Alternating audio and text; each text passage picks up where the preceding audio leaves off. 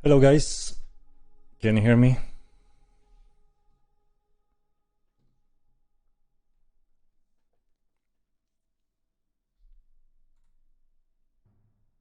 Sound check, sound check. All clear, thank you guys. Welcome to tonight's stream.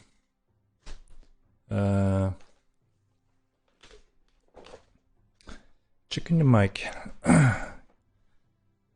So how are you all doing tonight?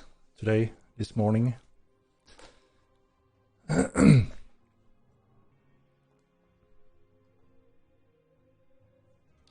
Everybody looking extra sharp today. Thank you, thank you. I was at the hairstyler a week ago, so not that long hair anymore. Love the game, man. By the way, Vonlo. I'm happy to hear that. Q's THX Stinger. And it gave us some good news. So yeah, I have some interesting updates and news that that I think some of you may find interesting. G45K, we're excited for the new render range. Yeah, so there's a few tech updates sorry, in this next patch, which is, so as you know, the roadmap just cover a few things feature-wise and so on. There's always a few things, fixes, polish, different types of small features that we don't have an exact time frame on, which means they may go into the game at any given patch. In this one, we get quite a boost in the render distance for characters and NPCs. So that means you will now see players much earlier on greater distance. And that also means that the scale for see the player's name, guild, animation, and equipment is also rendered earlier. So that's have been a very common question over the month to improve this and increase that.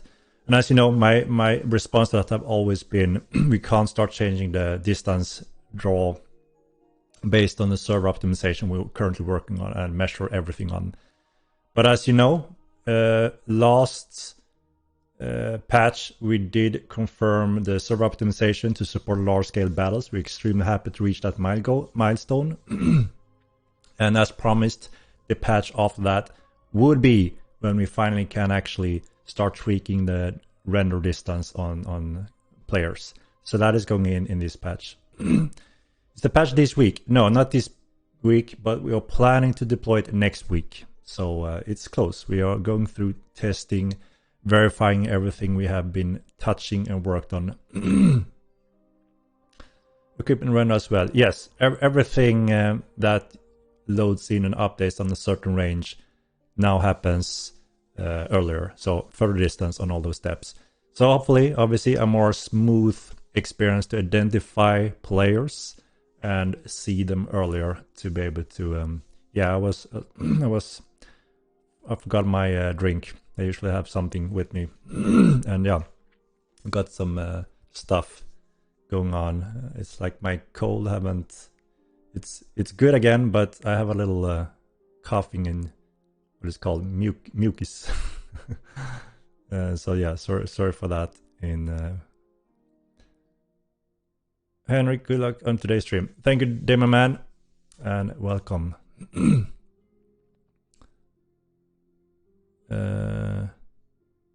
Players with 300 ping impacted in the next patch. Depends on what you mean with that. So we also adding some mechanic that we have fine-tuned now over the month as well, which means there are cases when players are using very bad connection to the game and also using Wi-Fi with packet loss and you know, stuff like that. And that's obviously a bad experience for the player and everyone around that player. So we need to kind of take responsibility to make that requirement at a higher roof and have a solution to that. So you don't get, if you see someone is out of sync and the attack animation isn't even playing, that's gonna, ruin the fighting experience. And in that case, there are severe connection issues. So we're actually adding a function to that as well. So if that happens to a player, that player will be disconnected, and the character will remain in the game during that period of time. So a friendly reminder, anyone using Wi-Fi connection, it's always better to use the cable to secure a more stable connection, because Wi-Fi is still not very stable and reliable for a game like this. With render distance, will night become darker? No, we won't make nights darker. So on Nave, we have 2 large moons almost out at all time, which it's a lot of lights. And it's also a good thing for a game like this, where we want to make sure that anyone starting playing and just traveling the huge world should be able to see quite well without, the pitch black function that we tried years ago, which was cool in the beginning, but players pretty much logged out during nighttime. So not a good thing in theory or, in practice, I mean. So we are planning to make night just, have a nice atmosphere and feel good. And obviously that will change a little bit with Unreal 5. The whole lighting system is completely changed with Unreal 5. So obviously we are reworking all that to look even better, more realistic and smooth for any player. Then of course we have pitch black dungeons. That is another topic, which pretty much forces you to use a light source or a gift, magic, potion. There will be different options over time. So dungeon will be from fully lit to pitch black areas. Feels like the moon sky got optimized a bit past few months. Maybe moon's not as big.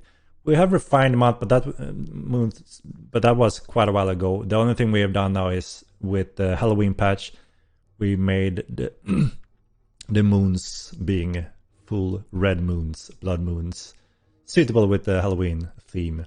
So obviously that will go back to normal also in this next patch.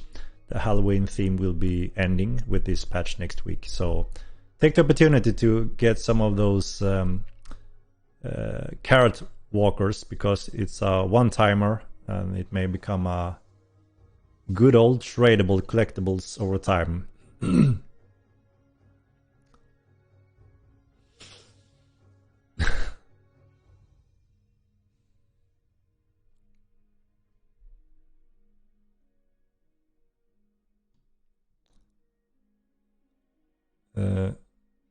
How come we don't have giant mobs pathing across the world? Why are trolls always in the same spot?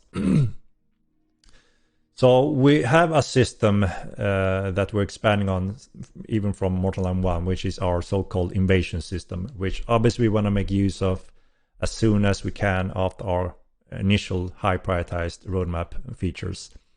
Obviously, as you can guess by the name of that system, means there will be an AI in the background plotting, planning to take over Mirland from you guys, and obviously the fate is in your hand if you want to stop those invasions or let them spread over Mirland. So that's going to be interesting when we enable that world event. And it's all fully automated, so it's up to the players to, if you want them to, spread around on Mirland, expand, or if you want to stop them.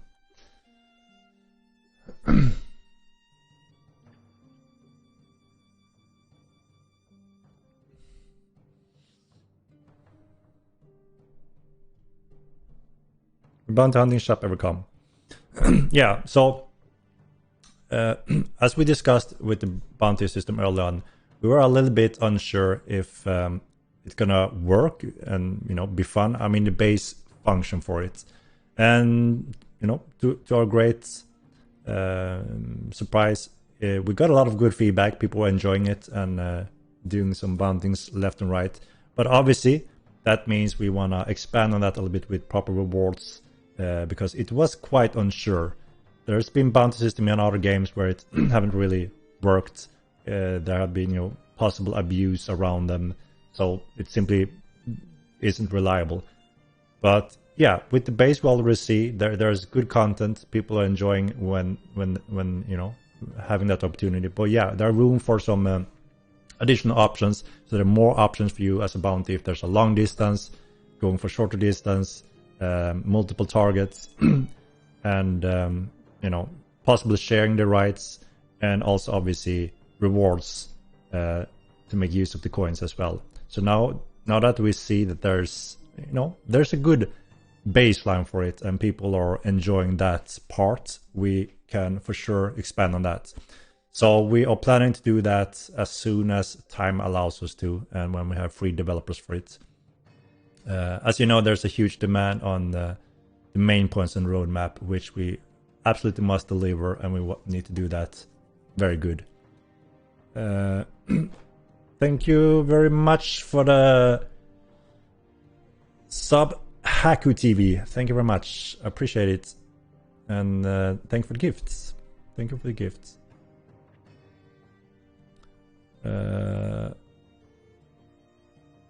One moment.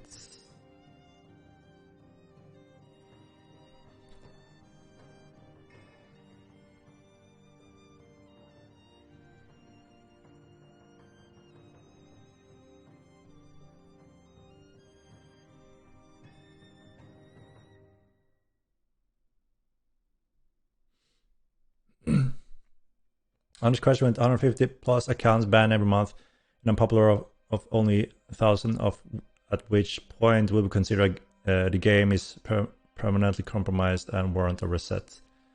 I mean, this, if you looked into World of Warcraft or even New World's numbers, they are blowing our numbers, through the roof. Every single online game have a huge battle constantly, which means there are certain people out there that wanna try to hack, cheat, do all kind of crap. It's just the nature of some humans, and we are not unique at all in terms of that. And the only difference is obviously we are much smaller, and a lot of people are, since we have one world, everyone is more focused, and a lot of people know each other's. So the only thing we can do is just as anyone else is doing, and that is keep improving our system, our monitor systems, expanding the staff to be as efficient as possible to handle that and take care of that. And that's what every online game have to do. It's just that we try to do things a little bit different than many others in terms of how we communicate and being transparent and showing everyone what's going on as much as we can. And in the long run, I think that has been a good thing for the community and for us to have that communication that we have quite uniquely compared to most others that I have experienced at least. So yeah, it's the normal sad fact for any online game.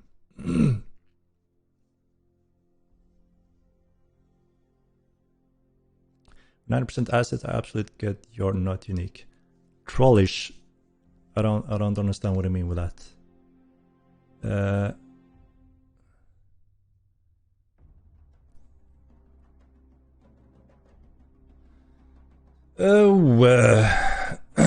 Anonymous gift. Thank you. Thank you.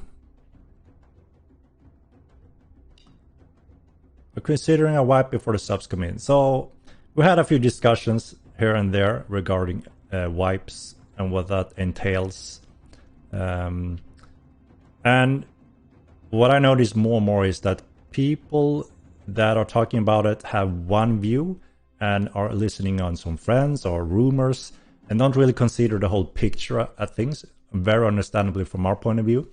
If you were working in-house in our office, getting all the facts and information, it will look very different. And I tried to explain a little bit, the main points around this that absolutely the majority forgets about or simply don't think about for natural reasons.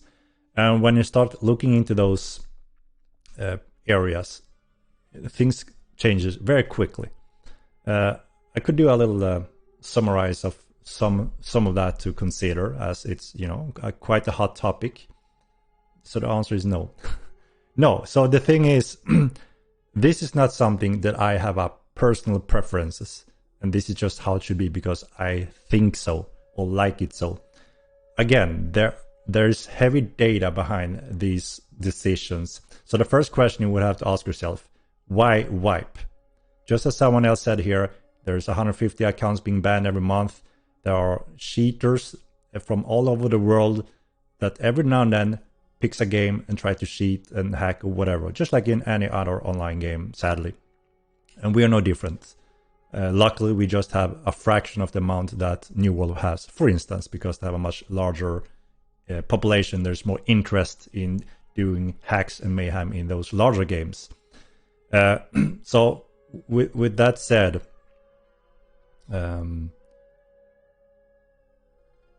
what is the main reason to wipe then? If we are wiping and implementing tools and battle these unfair things every month, and we take care of that, why is the reason for wipe then? So then some may argue, you know, there's, you know, everyone has the keeps already. It's more fun to start without them. You know, there's good points in that. But again, let's be honest and real. All of you guys that are hardcore veterans, large groups, you're going to be in the same position in 1-2 weeks. There's no doubt that you won't have those keeps just as you have today. So what happens? You know, we have the majority of our player base is not in here in the streams. They're not on the forums. They're not on Discords. They are playing the game every now and then, and they jump in the game, enjoy the game, spend a few hours every now and then jump out again. And that's it. That's how they experience Mode Online. And that's the majority of our players that are actively recurring into the game. These players are enjoying the game. If we would wipe, obviously all of those or many of those would stop playing, because what is the point if it's not persistent? That's the whole point behind Mortal Online, right? So we are risking, you know, obviously giving the middle finger to all of those that have committed a lot of hours of their life in the game. And then there are obviously the other groups that, you know, says, of course, we should wipe, and, you know, it's fine to redo everything. That I enjoy that. I think it's spicy.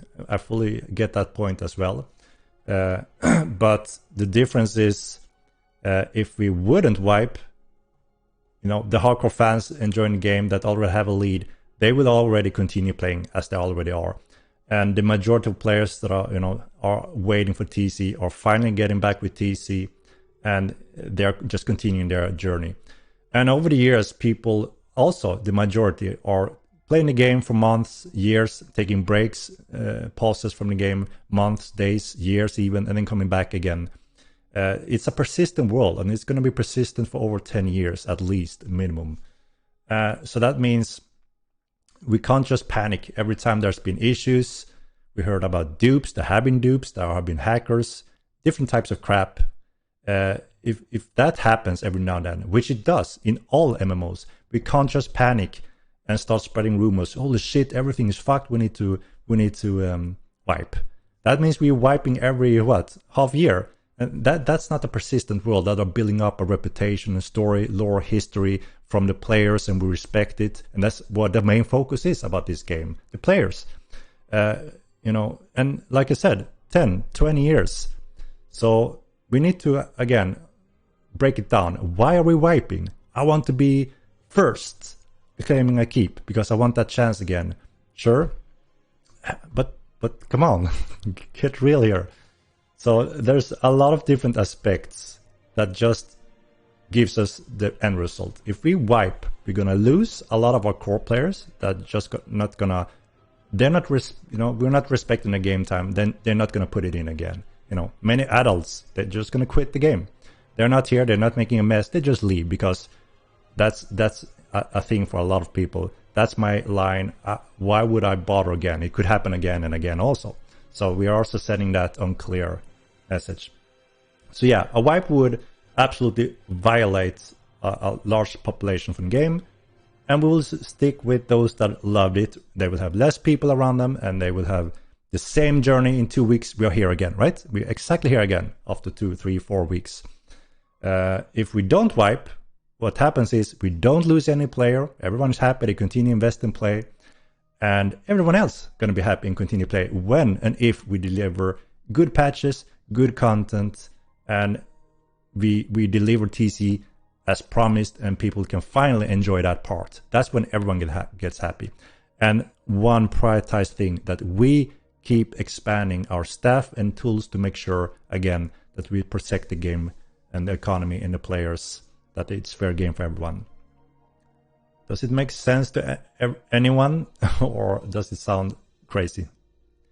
But you see, there's quite a few different things behind this that you don't really think about at first. And you hear my friend is claiming, oh, the economy is totally broken. There's dupes everywhere. It's that's not really true. My staff, it would be a huge slap in their face if I tell them, no, all your job, all your focus and hard work you have spent day and night sweating, that it would be like you haven't done anything. So sorry, all your hard work, bam, we're wiping it. What a disgrace. What a slap in their face. I hired a lot of people and they spend all their hours in working against this, because we hate cheating. We hate unfair crap in the game, because that's one of our biggest enemies next to bugs. So obviously we need to keep on expanding there and be one step ahead and wipe the fuck out of that crap, and not wipe your invested time and respect your time in the game. Does it make sense? Does it make sense? I get a bit passionate and a little bit frustrated, because come on, look at the facts and data. Don't just say, oh my god, there's been 2 dupes. We need to wipe everything. Come on now. Sorry about that. I get a little passionate. Me too, just like you guys. We're all passionate, right? We're all passionate. But yeah, let's be real. We need to look at all the facts. Like I said, I have no personal opinion in terms of, I want it to be more spicy. Let's start from scratch. It's going to be more fun, right? I get that part. I fully get that part. But it's not about my personal feelings here, or one person's feeling here or opinion. It's all about protecting the integrity of the game and do the right thing for the game, because we're here for the long run, not just 1 week, a few months. We're here for 20 years, guys. 20 years minimum. I plan to work on this game for at least 20 years. I'm gonna be an old, gray-haired guy eventually. But yeah. Again, I hope some of this makes sense, what I'm trying to explain at least. And there are some serious points about this. Chinese hackers have been ruining the economy since release. This is exactly what I'm talking about. Our guys are wiping them and working on this. This is a daily operation. I have a dedicated team just going through the database. We have logs on everything. We can track exactly how much gold you have in your bank and in the whole game, and all the items and so on. And that's their full-time job.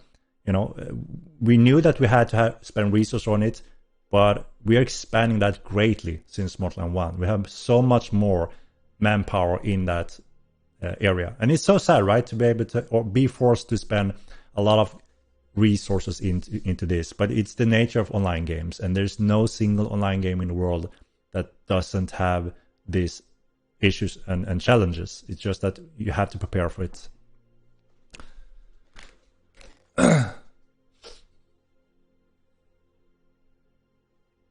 Right, it's a marketing technique.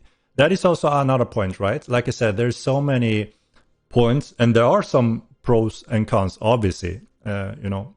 Sure, I will see that, many may think, cool, wow, we start from scratch again. Let's do it. It feels great. I fully get that point as well. But like I said, we will lose players, and we will gain some spiciness for quite a few groups. I fully know that. But we want you to get that spiciness when we actually enable the new features. So when we enable TC, everyone starts from scratch. You can't just go there and buy everything for gold and start constructing your cities. Everyone starts from scratch. There will be a new type of currency and a new system that allows you to start building, and it's the same for everyone. So everyone starts at 0 there.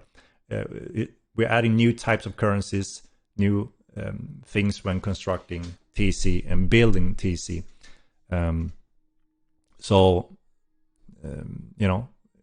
Everyone starts from 0 at the same time as well. And like I said, 5,000 gold today, any group can spread out and gather 5,000 gold for a keep very quickly. And all of you guys that have been playing for many months, you can do this in a day. if you put your team together, you're doing that in a day. So it's still gonna be the same situation. But yeah, like I said, I'm not denying or disputing there are spiciness along with a wipe, but we also need to understand there are false reasons for a wipe, and there are some spicy reasons for a wipe, but there are also terrible reasons for wiping, and we will lose a good amount of loyal players that just think that is nuts. F you, Star Walt. I'm not going to continue. And the thing is also still that we haven't done any marketing. We are still super small. All the guilds in the game, they may be the minority in the future. When we plan to, when we go live and we plan to actually start marketing again, that's when we are planning and hoping to reach out to the huge audience. We want to reach out to millions of players over time and collect more and more of those to become concurrent players. That is the end goal. So we barely haven't started yet, and the population is pretty much on hold right now. It's paused, and it's a small amount compared to our long-term goals. The majority doesn't know what Mortal Line is, and the plans are to make it known along with Epic Game release. And that's when we plan to start expanding and growing a lot more over time. So yeah, sorry about missing. I see you're all passionate as well, and I trying to catch up a little bit here. Millions on which server? The only one that can only hold 2K people. I mean, 2K people was in the past, right? We have hired network coders that have been nothing else. They haven't done a single code other than optimizing the server. So we're far beyond our old situation. Obviously, we can't showcase a lot of that without having a new influx of players, but we could showcase the stress test battle when we isolate. We gather players in one location where we see issues on the server. That issue had been fully removed, and that's what we confirmed in our last stress test battle. And obviously, when I'm talking again, thank you for reminding. I always need to be clear and careful about choosing my words so people don't put pigeons in my mouth for again understandable reasons. I want to be clear and careful. Millions of players. When I'm saying that, obviously, I want to make it very clear. Obviously, I don't mean millions of players on Mirland. I want to be crystal clear about that. So when I'm talking about reaching out to millions of players, what I mean with that is we want to be visible and make awareness to over millions of players that can have an interest of this type of game. And there are millions of players that can have that, because if you look at the Rust, Tarkov, Mordhau, Chivalry, Ultima Line, Evil Line, what else? Many of those survival games, Valheim, quite a few World of Warcraft players, believe it or not, they are growing. Tapping into those games, we're talking about millions of players, right? And there's a small chunk of those numbers that are enjoying Mortal Line or can enjoy Mortal Line. And we saw that tendency during the stress test. When we did nothing, it went a little bit viral. Some people picked it up. Every single people that went into the game, I was in Meduli. It was an awesome moment. Hundreds of people were surrounding me and just asking questions and say, I never heard about the Mortal Line, but holy shit, this is a new fresh take. I'm loving it so far. This is gonna change the industry or the genre, and we believe in this. We're gonna be back in this game whenever this and that feature arrives. Good luck. This is awesome. and everyone was chanting that, and that took us at a surprise. We wouldn't believe we were taking such a leap from a lot more niche and hardcore, that actually random people showed up in large numbers giving us that feedback. And a lot of them came from World of Warcraft, and I thought, holy shit, you're World of Warcraft players, you're not going to survive here. But I was wrong, and now we have quite a few and growing World of Warcraft players in Immortal 9, so it's interesting. So that's what I mean with that. So that doesn't mean we are obviously not having 1 million players on Milan, and I'm not saying we're getting 1 million players on release. I'm saying we're tapping into a million audience, and then hopefully we'll keep a few percentages and grow from there on. Does that make sense? Am I clear?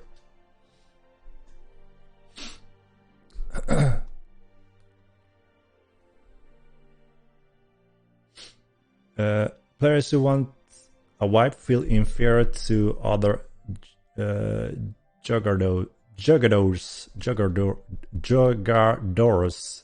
Sorry, I'm not familiar with that one.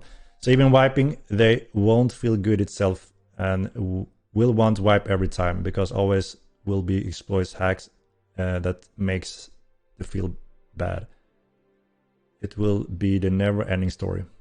Yeah, it's true. Like I said, there will always be cases over time. Again, there's no single online game that doesn't get cases. It's, you know, I mean, look at banks, internet, Google, all big games. All of them have been hacked. That's it, period.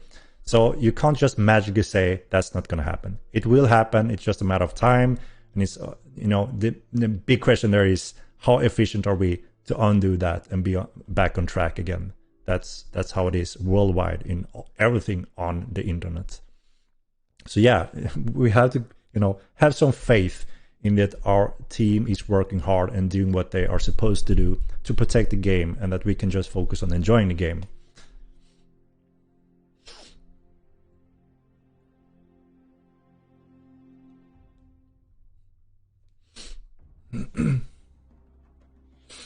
Clear as fuck to me. Thank you, Stratus. No, all right. Yes, that crystal clear. G45K. Mortal is gonna blow. 1 million on Milan confirmed. Look. You Gullit. You put the pigeon in my mouth. You know, this is how it's so simple. When I talk, then I found another streamer saying, "Oh, Henrik is a lunatic. He was saying 100,000 a million. What an ass!" And I'm like, "Holy shit! How do we reach this point?" So, but yeah, I obviously have to blame myself for not being crystal clear, and I learn. I'm trying to be as crystal clear as I perfectly can, and just to help you guys also to inform others that stop being an idiot and listen, and you know, come back to earth where it makes sense. You know, with numbers, we can pass that message through better perhaps, and I thank you for that, guys. From 100k to 1 million, amazing progress. What the hell does that even mean? Did anything make sense that I just said? All right. And news for us shareholders. Yeah, we've been a little bit silent for too long. We have been crazy busy forming the important steps, and been, you know, we know how extremely important it is that we deliver good now and we do it correctly. We can't make a huge mess up again when we release an epic game, and we need to make sure the good stuff a lot of people are looking forward to and waiting for, it needs to be good, right? We know how important that is. So we've been extremely busy designing and planning and working on these steps and expanding the team in several areas. So yes, it is for sure in good time to update the market also, for sure, to explain what is going on, where are we standing, and the excitement that is actually getting closer and closer. Because yeah, you know, a lot of the people on the market may not have that insight and understand what's going on. So obviously we need to step up the game a little bit there and make an update to get everyone around that also more on board of what's going on and what we're looking at.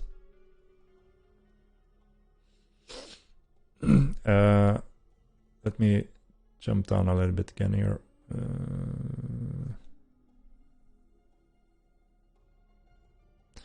What about not making the game more Care Bear than it is right now? Kelly Strong. So I don't know if you know, but if you talk to anyone in the world, when they describe Mod Online 2, they say, so it's a very hardcore game. You need to prepare. It's a very hardcore game. It may not be for you, man. You know, coming from World of Warcraft, it may not be for you. It's too hardcore, and it's niche.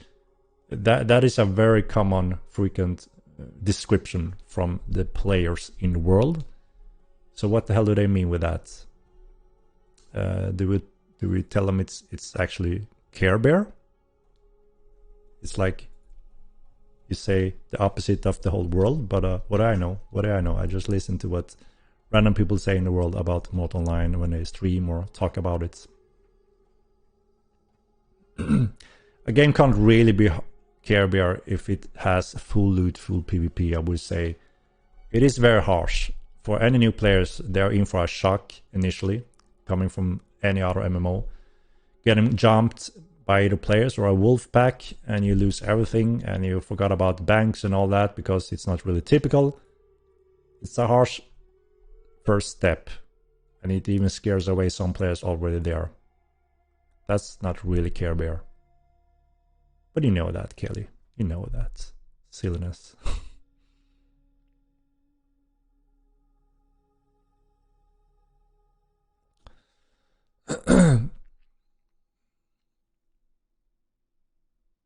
All right, sorry, I'm behind again here. I'm trying to scroll down a little bit. Oh yeah, sorry, I missed donation. One moment. Let's see.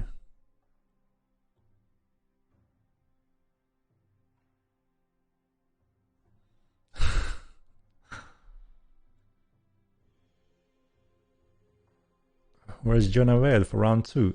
No, you know, there's no rounds going on. It's you know, it's gamers being passionate, right? That's all what it is.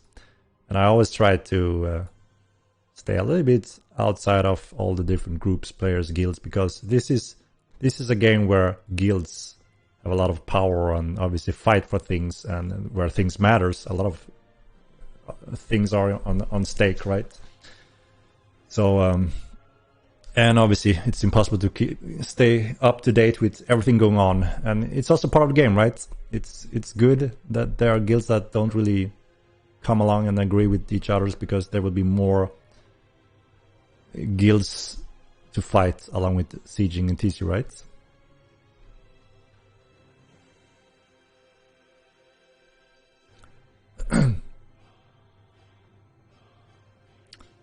Drigaloth. No, Henrik, you're quite sane. A lot of streamers reach for low-hanging fruit because they are jealous. They are jealous of crowdfunding success. I mean, yeah, there will always be 100,000 different opinions, good and bad, crazy, good, and you know, all of it. That's something we learn over the years. That's for sure.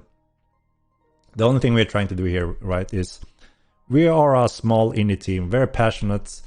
And you know, I've invested personally everything into this project, and I strongly believe that I wanna do everything I can, at least, to put a true sandbox MMORPG game on the market, and hopefully I'm not too alone in that vision and goals, and that we can keep on growing and put the game on the world map, and that may also actually make other developers and studios, and even maybe some large ones, being more interested to see, that game are onto something. You know, it seems to have a very high passionate player base, and as long as we can grow that, there may be more interest for larger studios to try to attempt something similar in this type of genre, rather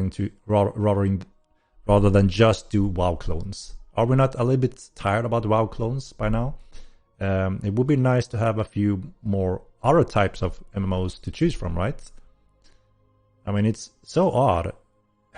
I still get amazed when I scroll through all those MMOs. There's so many, and they are all WoW clones.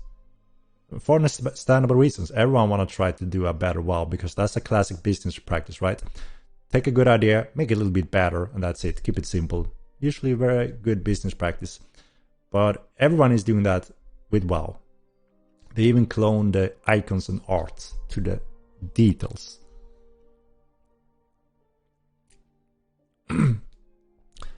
But yeah, time will tell, obviously. If there isn't a good interest, or, depending on how everything turns out, that's a different story. But like I said, we have a very clear path, big faith, and a good amount of supporters that shows that it was even more than we anticipated and expected initially, which was a awesome surprise. And it's going to be very exciting steps ahead when we actually commit to those platforms, start marketing, and there are some big influencers, YouTubers out there that are waiting on this day and are very passionate about the game also, and they want to commit their parts when we reach those milestones. So obviously it's going to be exciting and interesting. Right, I'm behind. I'm gonna jump down a little bit now just to see where we are standing.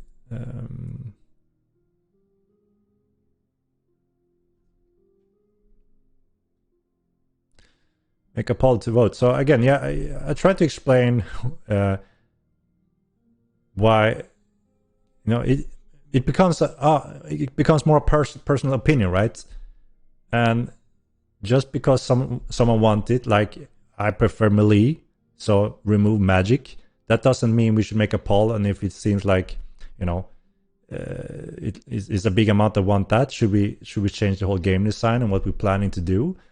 Again, it comes down to that. If it was something else, it could be one thing. But do you see what I'm trying to explain here?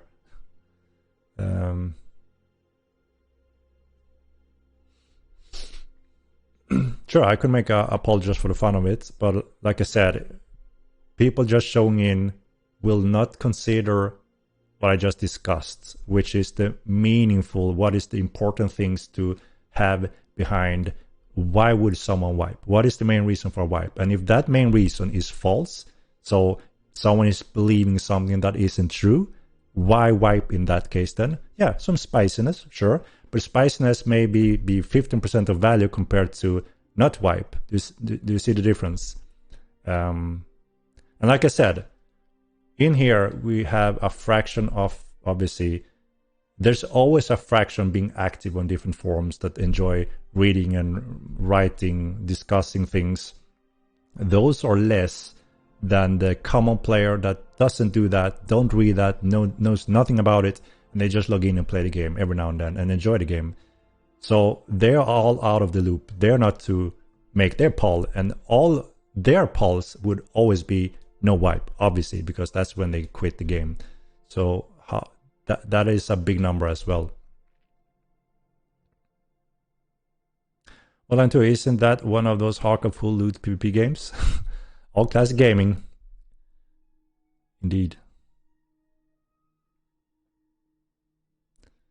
My favorite game out now. Mortal. Showcase new render distance, bro. I can't right now. We are building a new patch and tests with new numbers since last patch. So I have picture, but those picture is false because it's in the previous build. Obviously, I don't want to show something that have been changed already. Do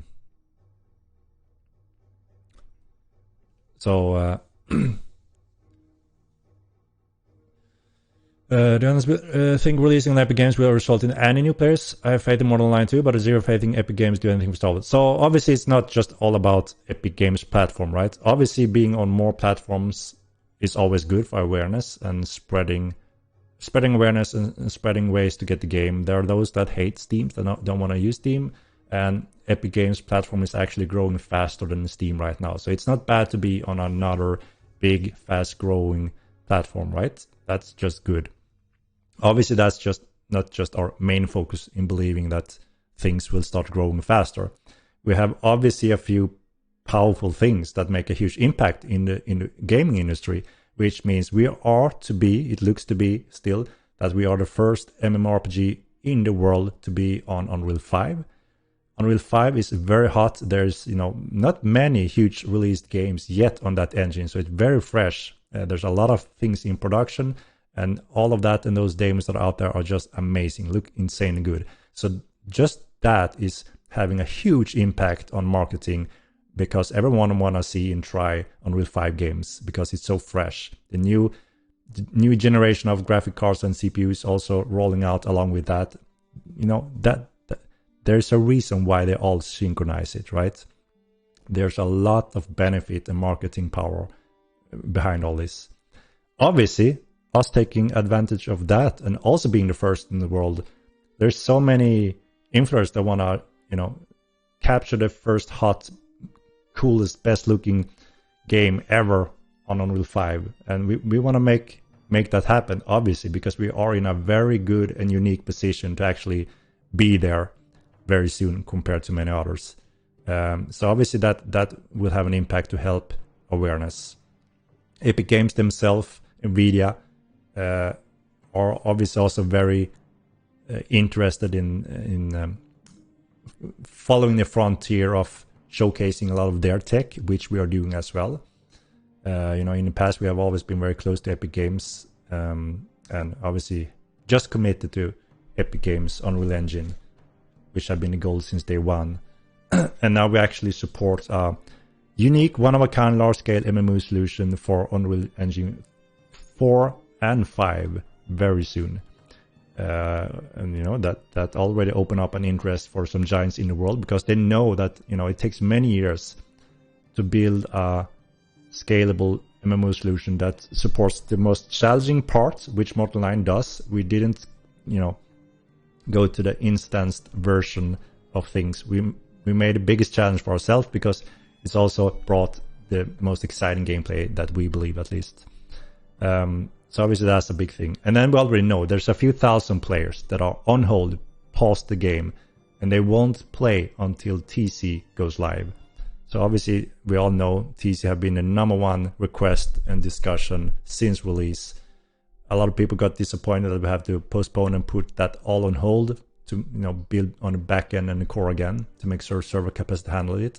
It wouldn't make sense if we release TC now without having large-scale battle support on the server.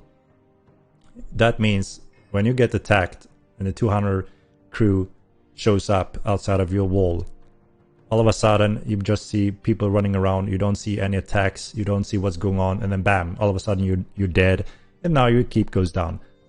That will be extremely bad for the game. And it could also result in, okay, that's it, I was waiting this long for that to happen. No, I'm not having it. Thank you. That would be bad, right? So there's a reason why we had to push TC and sieging for the best of the game. That's why you see it on that order on the roadmap, because what's happening in the background still is heavily work on the server. We have finally solved large-scale battles, so you can have those huge battles. The only thing that will be the natural bottleneck is, as in any other game, your FPS will obviously go down when there are so many players in a siege. But the network will always represent when you fight, you see what happens, as long as your frames handle that. So we reached a very important milestone that is a requirement for TC.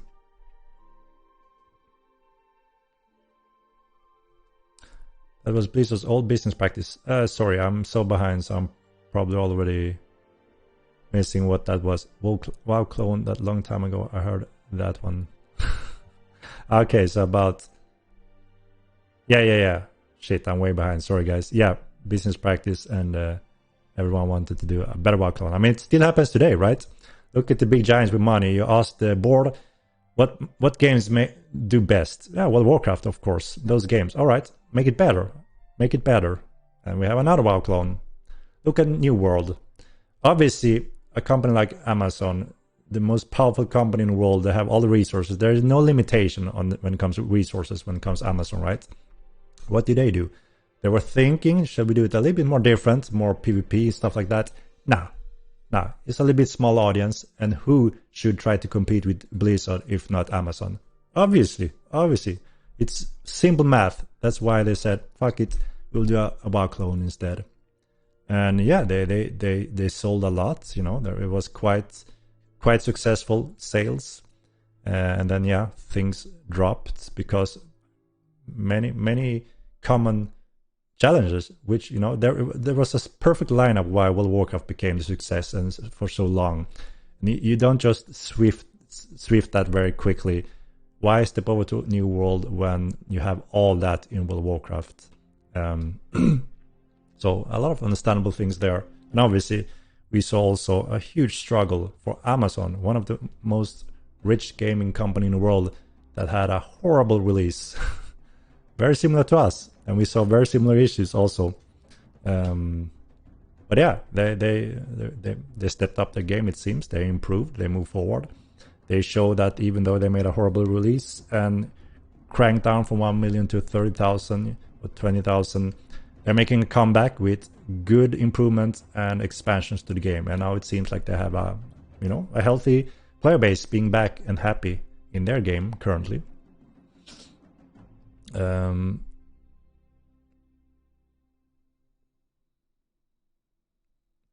Right. I'm jumping down now because I see that I'm so behind that I'm reading old things here. So I'm jumping down straight down here. All right. Yeah. So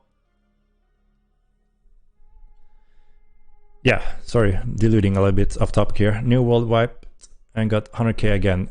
They started new servers, right? Because that whole game is server and instance based. And I think they had a little expansion as well, if I'm not mistaken. And they fixed a lot of crap. So yeah, good work, delivering good things. And if people enjoy it, it goes good, it goes well. You sound concerned, angry, Henrik. Maybe next time plan better before promise. Like for an example, TCU promised to be done at release. After this, again promise, and at the end it pushed back in the line after another magical. Okay, so Stan, I just explained this. I want to be crystal clear when I'm explaining this, because I don't want to be called a liar, because I did say, yes, I did say that TC was planned for after release, and that's the truth. That was exactly the plan, and that was what we were working on. But as everyone saw, release didn't happen as planned, and when plan got changed because of the server issues, our plan changed. So this is what I communicated. Sorry, this is horrible. We are sad. We're working day and night to fix the servers. We are working on new solutions on the servers. We're doing backup servers. We're doing alternate mainlands. Everything was focused on just solve the main struggles and challenges. Obviously, we couldn't work on TC then. It would be insane to work on TC and release TC shortly thereafter, wouldn't it? You wouldn't even care about TC because you wouldn't be able to log in. You wouldn't be able to fight. It would be horrible. And I try to be as clear as possible when it comes to explaining why we naturally, sadly, have to pause TC and push it forward. We need to solve these parts now. That wasn't the case during the whole stress test phase, which was very unfortunate, and we couldn't simulate the same way to foresee what happens at these states. And that was obviously our big mistake and issue where we failed. And obviously trying to take responsibility and fix that correctly this time to make sure that next time when we release, we will have TC ready, because we're actually adding TC just before, making sure we have everything controlled, and then taking the next step. And we're also going to have a plan B if, you know, things goes worse anyway, and have that plan B ready. So no, I'm not angry, and I'm not lying when I say this is our plan. Just like our roadmap right now is a plan. But you know, if an apparent reason happens or incident happen that every player say you need to fix that or change that, and we agree, yes, we absolutely have to, that means it changes the schedule, right? Does that make sense?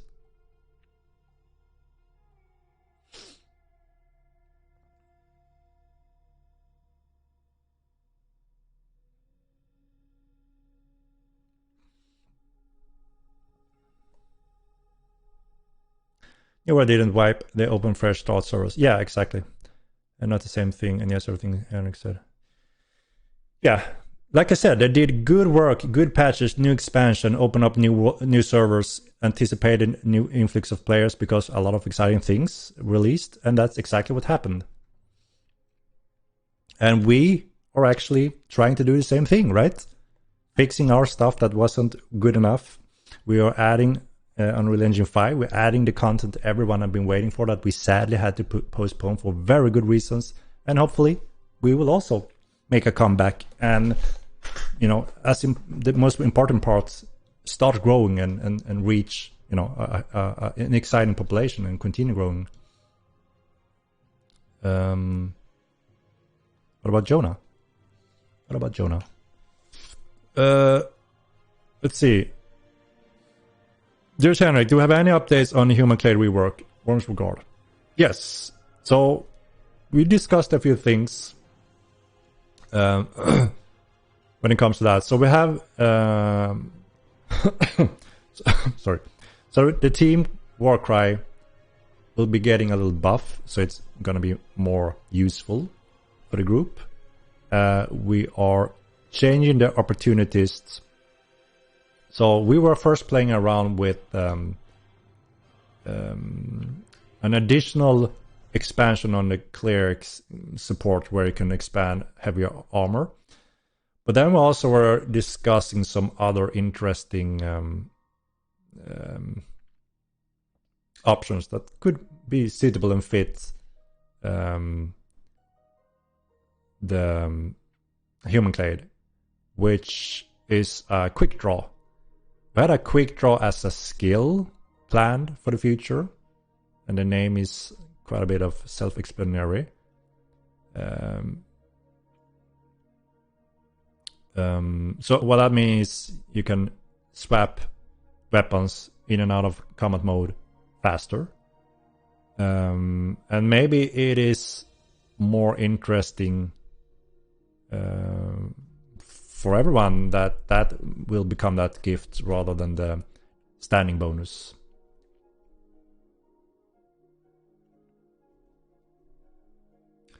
So yeah, how does that sound, guys? Quick draw.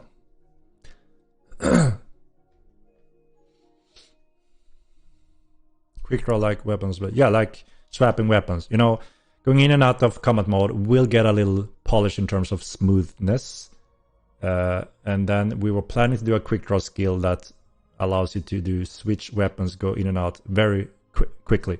So we were thinking that maybe that is the gift we want to give to the humans.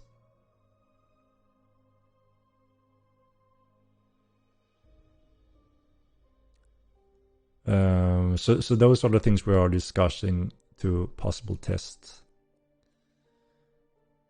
And let's see, there was one more thing, right? Yeah, what the hell is the name of it again? The ally damage reduction will also work on all spells and airway spells also. So they will simply be more efficient when it comes to chaos magic everywhere. If it's your guildmates, you're gonna get some reduction in damage there. So I think that is what we're looking at to finally conclude the human gifts that wasn't really up on par.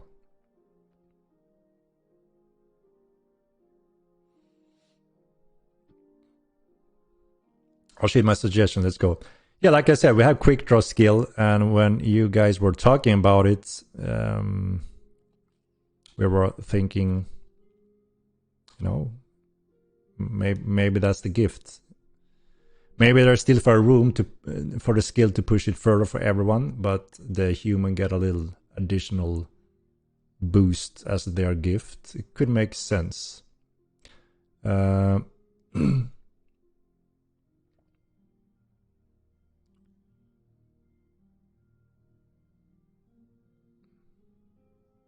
A toggle on a damage reduction. Why? Why?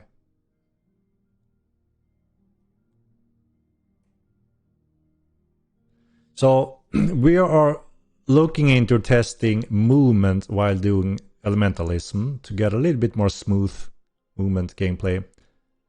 And we were discussing briefly if even ecumenical and possible spiritism could be allowed to have a walking movement while precasting. What do you think, guys? I mean, for dueling, the toggle, yeah, that could be suitable for sure.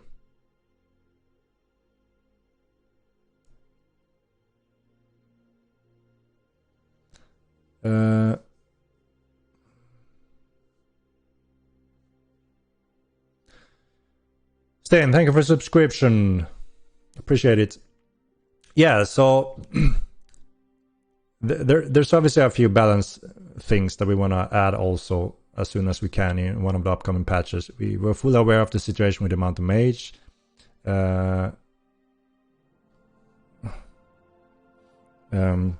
Obviously, it's not correct that the tower shield should fit when you are riding a mount.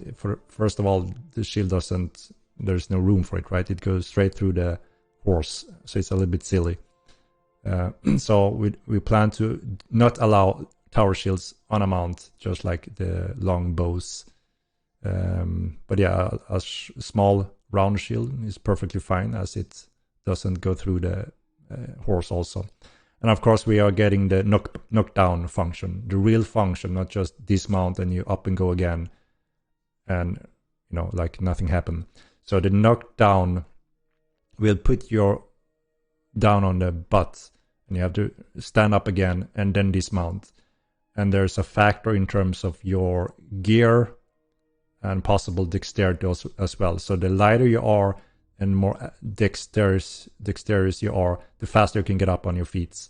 So obviously a fat mage with a a little bit heavy gear, maybe a sitting duck a little bit more than a lighter nimble character. And yes, Earthquake will dismount also along with that patch. We also have an apparently issue with the weak spots on horses, which isn't working, which should be working. So yeah, there haven't been really, the proper counters or room for, adapting at least, that we're looking into, which also makes sense.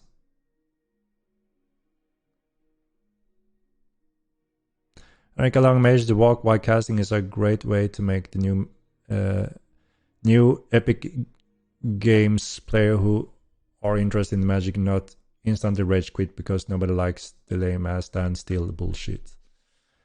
It is harsh, that's for sure. So it's the thing is, obviously the more hardcore mages that makes the little jump and then instantly start casting, so you're already starting to precast in air, getting that little additional extra advantage of movement while doing the precast. Walking gives almost the same result as that. So obviously if you combine that, you may get a little bonus. And also, especially like you said, noobs will at least get a little bit easier to, get their position while precasting as well. So just smoothing out the whole experience quite a bit. There are also coming specific recipes when it comes to alchemy, where you can tap into resistance further.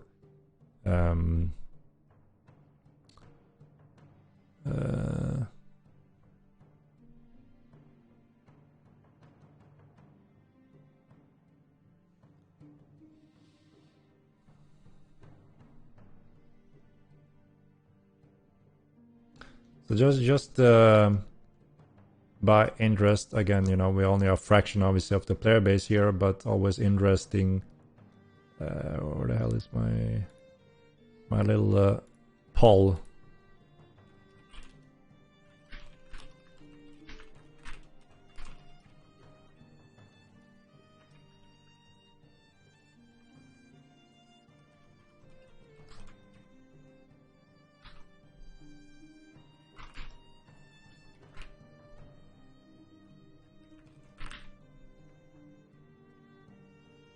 Hit it. A little poll.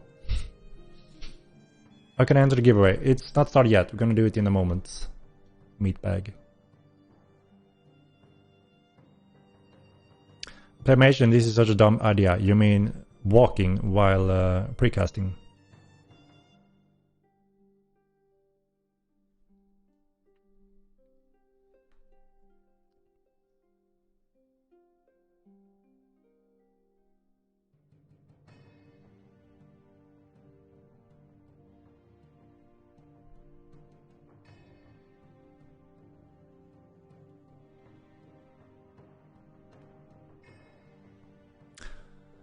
I can't even log in on right now. Dude keeps listening to worst players in the game. Seriously, would fight online soon. No, like I said, it's not that we pick 5 players and listen to them. That's not how it works. You know, we make the design and have a very red line because there's a lot of features and functions that also ties into some of the stuff we already have now.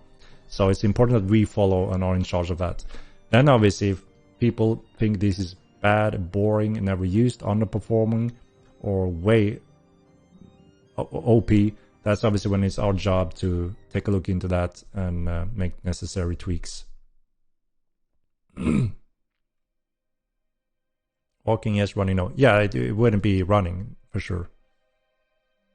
So yeah, no running or jogging. That's, I want to be clear on that when you do your votes. So it seems like the overwhelmingly in here agrees it's an improvement and quality improvement when allowing walking while precasting. I was curious to see.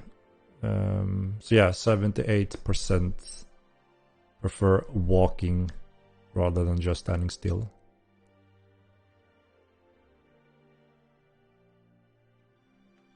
I mean, it's not a big thing. It is walking still. So if you do that jump cast, it's pretty much the same range. So that's, you need to consider that, right? It's more a smoother, I guess, experience. It's not, yes, buff mages more. I mean, it's not that allowing walking to precast is gonna make the difference when it comes to foot fightings like that. You are walking slow. You're not jogging. A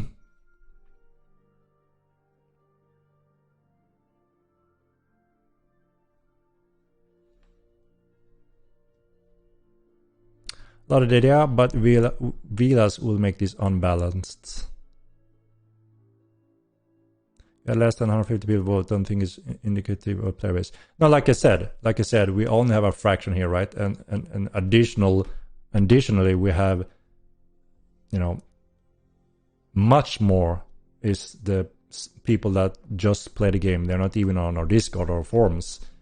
Obviously, it goes for everyone, right?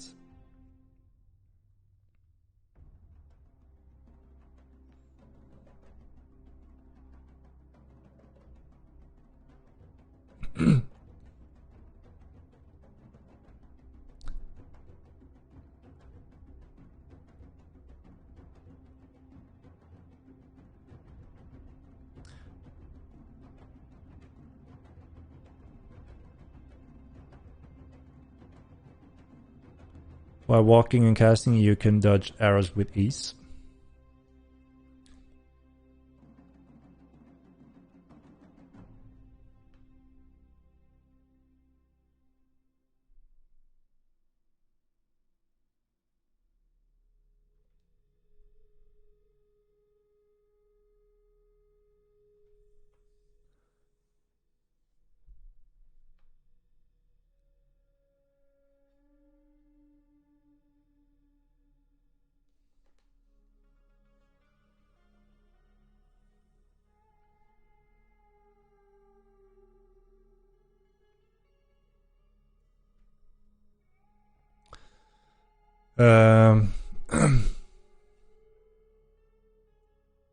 All right.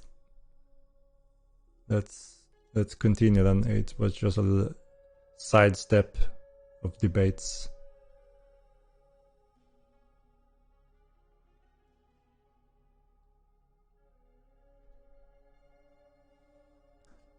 When you win too much at blackjack in real life, you get kicked out of the casino. Did you guys thought about it? Are you counting cards, man? Are you counting cards or what?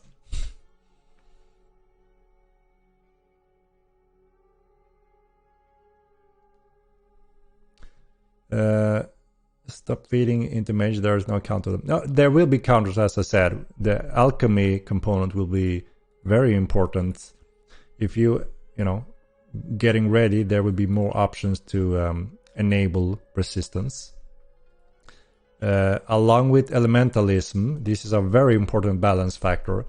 We're actually getting the different damage types. So if you, for instance, as an elementalist, summon a big stone boulder and push it rumbling down on you, you're not going to get magic damage, you're going to get blunt damage, which obviously is what you get, right? A big boulder hitting you. So that means if you have armor with high blunt resistance, that damage will be reduced. Same goes for a lot of the spells that are not magical things, that they are physical things that actually do piercing, blunt, slashing damage. So your gear actually resist that, and shields. While and there will also be an element damage, which means if you have, for instance, higher resistance against heat or cold, those spells will also be reduced. So all of a sudden you obviously have much better control. You can parry them, you can equip against them, you can use some potions to reduce it further. There'll be a lot of different options and tools. If you find a weakness you want to change, you now will have the tools to change it. Can we get magic resist potions? Yes, that's one of them.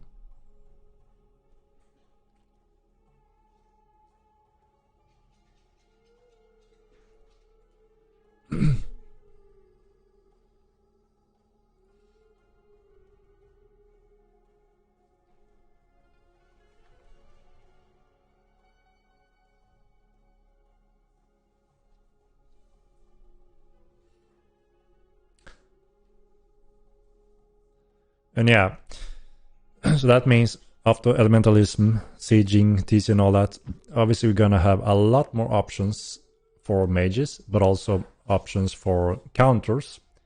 And that's also when it's time to add a session of melee options additionally to spice things up for melee fighters.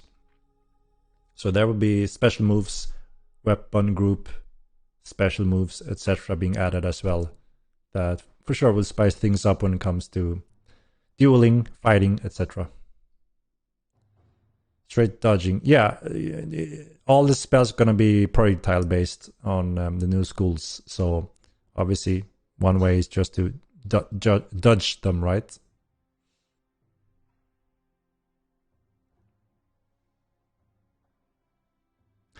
Dark and dark protection potion should be in Mortal Line.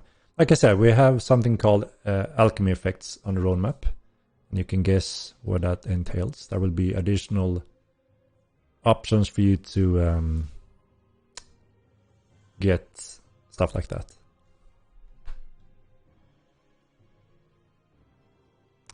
Special weapon moves will be for all weapons. Yes. So we will keep expanding all weapon groups with additional special moves over time. For instance, there will be a cleave attack, which allows you to hit multiple targets. But the more targets you hit, the less damage you pass, because obviously momentum collision.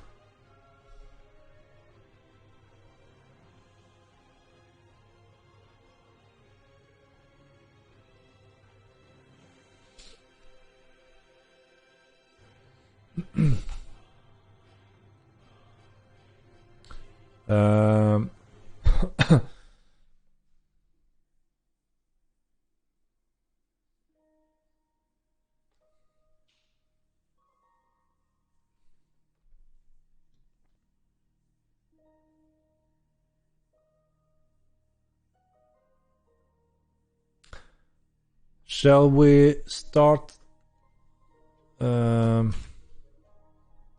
giveaway, perhaps? Let me start the program here first. I think it's time to start it. So exclamation mark M2. I will let that run for a moment. And then we will draw that one.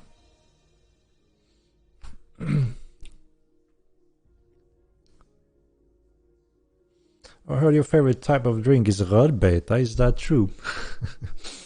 No, that's not true. Rödbeta, I don't think I ever drinking that.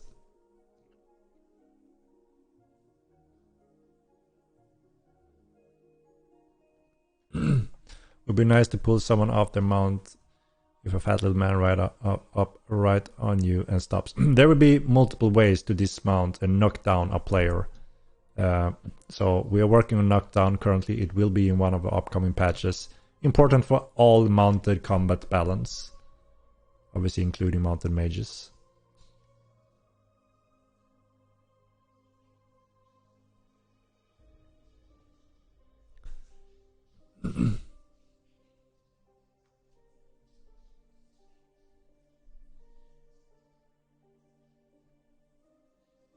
You can block a 200 axe with a tiny dagger from any angle. That's trash. Yeah, there's a calculation of power, strength versus target, impact, blunt effect that could need a little tweak. It is a bit, indeed, a little bit silly when you have a big heavy hammer and you do this little dagger. Ding! Ding!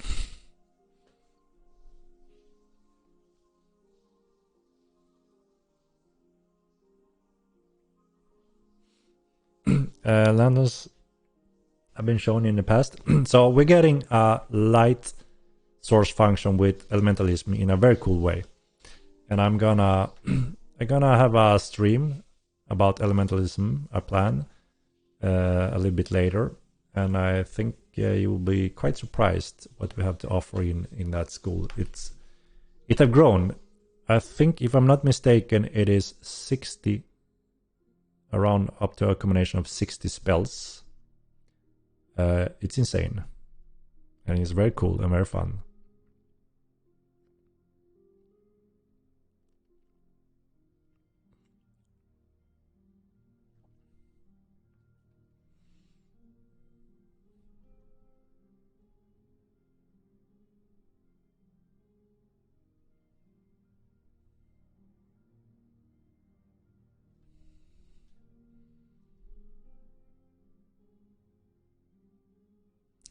What about Steam Achievement not updating for people that use magic or pets? Yeah. That is something that we will try to cover also whenever it's possible.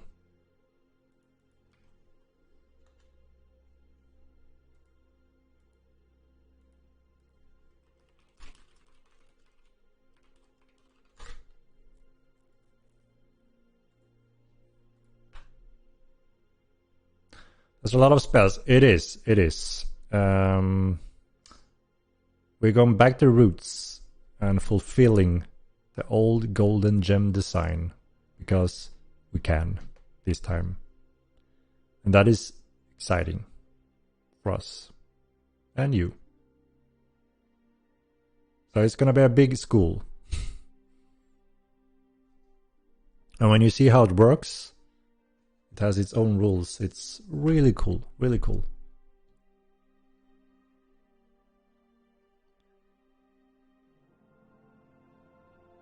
Any news update on the guild tag armor render bug? What bug do you mean? In this next patch, we're deploying the updated longer range on everything. Finally. And if everything goes as planned and fine, we do plan to go live next week already. Sometime early next week, if things goes smooth during the final testing days.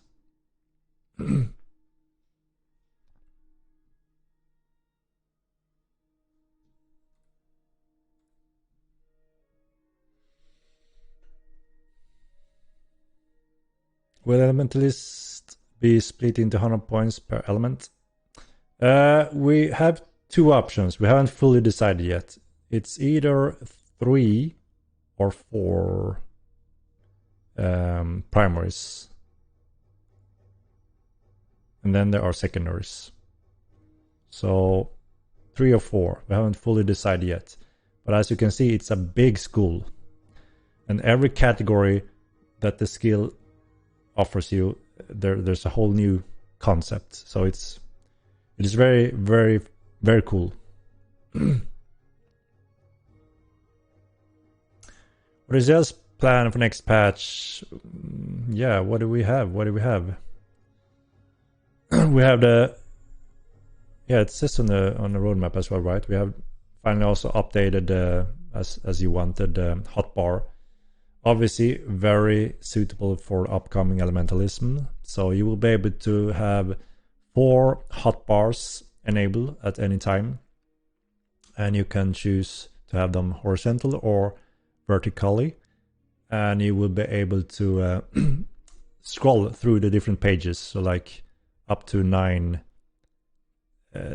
different pages of those. So you would pretty much cover any hotkey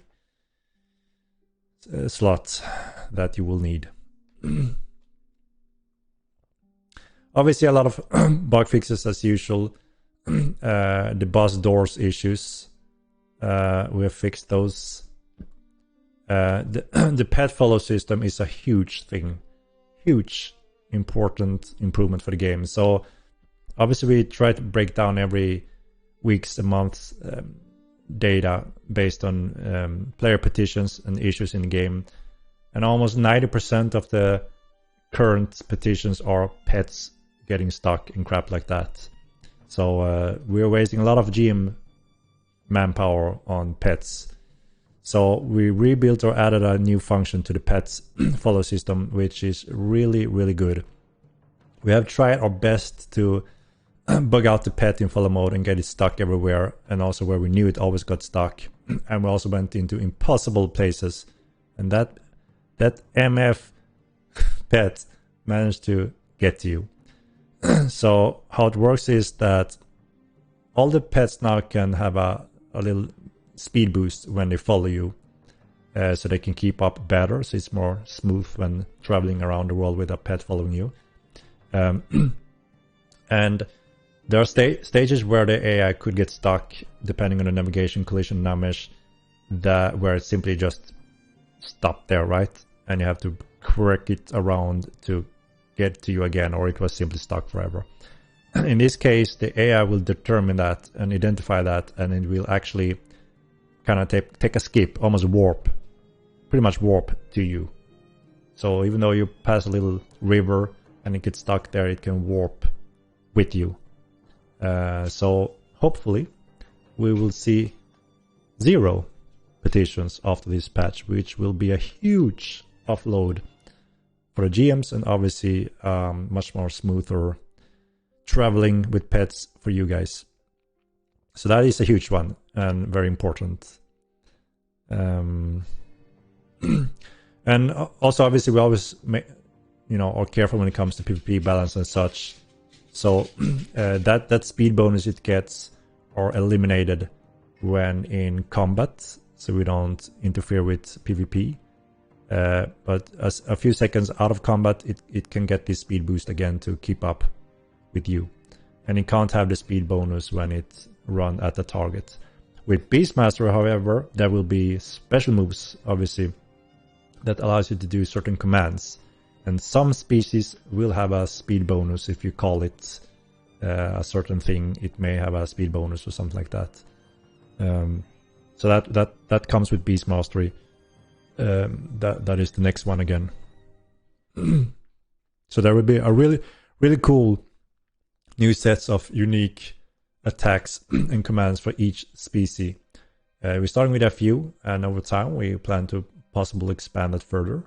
So there will be interesting use for those pets that you never thought of using, for instance, because they will tap into special attacks that could be interesting and useful for certain ways. And yeah, the render distance have been greatly increased. and the distance for showing armor, gear, guild name, and animations have been increased. We have now officially breaking world record even further with the furthest draw distance ever seen in an MMO for all player characters. And so we're increasing that compared to where it is today. We have a very good range. And later on, when we have more time after the roadmap, we do plan to add another system to crowd system. Because again, our game is all about crowds, right? Huge large scales, being able to spot enemies or movement on the horizon, right? So we have a concept that will allow us to increase that distance to ridiculous, just plain ridiculous ranges, but without it wrecking server performance, because that is a factor on bandwidth and the server performance, and also somewhat on the client when it comes to getting all those updates. So we always need to be somewhat careful not ruining the huge optimization we've done by just adding insane stupid distances without having the proper systems in place, if that makes sense. So yeah, there's some exciting things there for sure.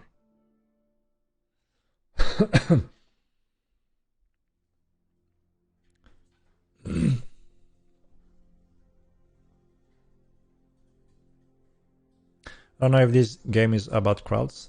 Ever since it became rituals, I've never left my house because I'm not allowed to go to cities anymore.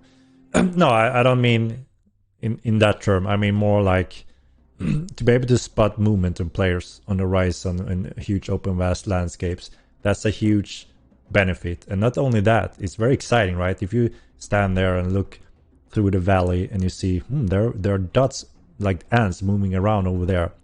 That's interesting, right? And they can see you. So obviously, all of a sudden, seeing each other's so much greater distance, you can plan things or just simply scout them and, or try to avoid them earlier. So it gives a lot of interesting interactions between the players.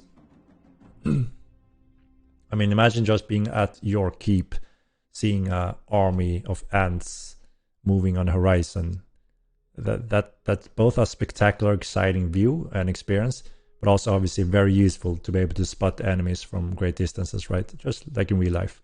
But for that to happen, we need to implement additional systems like a cloud ant swarm system. I don't know exactly what we call it. That works a little bit different on the server, without stealing important server capacity.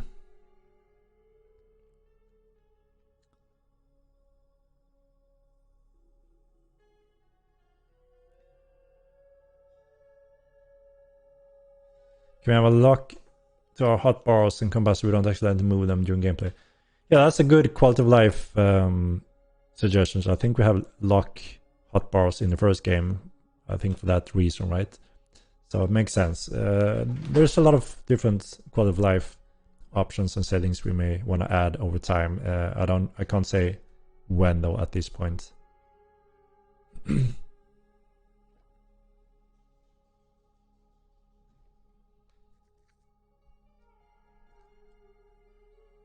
Any date for next sprint? So if things go smooth and as planned during testing phase now, we plan to deploy the first sprint next week. Of course, we have, as usual, a lot of points of interest going into the game. At a greater distance, could we have a telescope item? Yeah, we want to have a spyglass option eventually, and there may be a sneaky, easy way of doing it. Actually, it's more the fake way of doing it, I would say, but still fair. Like in the spyglass, change the FOV to a much lower FOV. Kind of works like as a zoom, right? I think that it could be a fake, easy way of implementing it.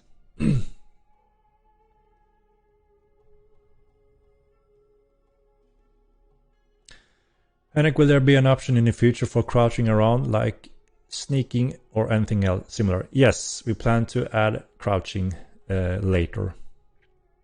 And that may also have an impact on stealth factor when it comes to AI detection and, You already have the obvious one against players when you can get smaller.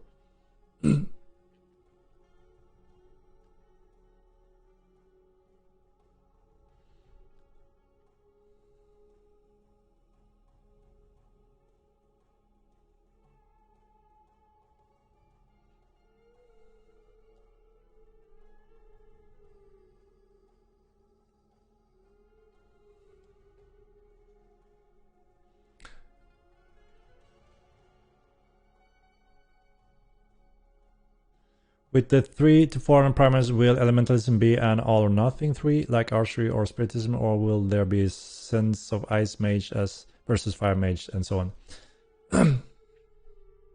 So we were discussing this if we wanted to push some things further, but it came to a stage where, you know, if we were to make a mage game, the whole game could be elementalism. So obviously we need to kind of be a little bit reasonable here to have room for distinct, interesting, different magic schools without overkilling it and just be locked onto one school for an insane amount of time. And you know, along with that obviously comes a lot of challenges and balances as well. It competes with a lot of other things and other schools. So we pushed it far and towards original game design, but at the same time we tried to keep it within a certain natural order and framework. But yes, there are the different elements that you will have attached skills to, but those skills will not be primaries, because if we are to do all those primary, then I'm counting 1, 2, 3, 4, 5, 6, 7, 8, 9, 10, 11, 12, 13, 14, 15, 16, 17, 18, 19, 20. 20 skills, which obviously is more than you can afford, right? So we looked at what is the logical parents here and how they are to be divided. So we're looking at 4 or 3. It's a big school, and you can choose to be the spellweaver caster and start mastering the different elements, or you can go towards the, I don't know if we don't have the exact names yet, but the summon category is not as it was in the first game. It's not just a normal typical summon. It's the mage familiar. What's the word? Do you know what I'm talking about? The classic mage pets thing from Dungeons and Dragons old pen and paper. That is one category, and then one category is controlling the weather.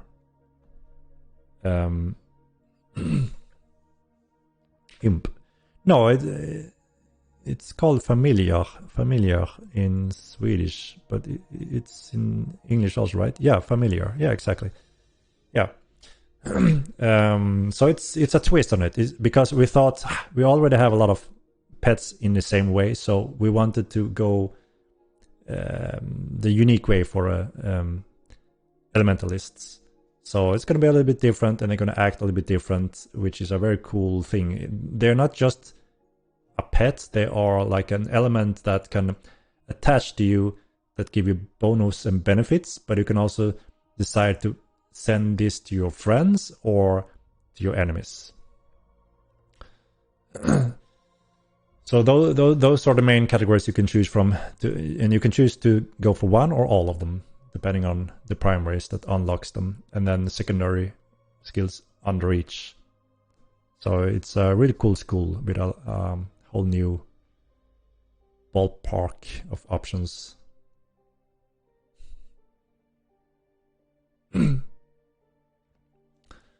This guy can make the game run like a normal game, I will be happy. What do you mean? Getting it to run as a normal game. It does run as most other games, but just different game rules, right?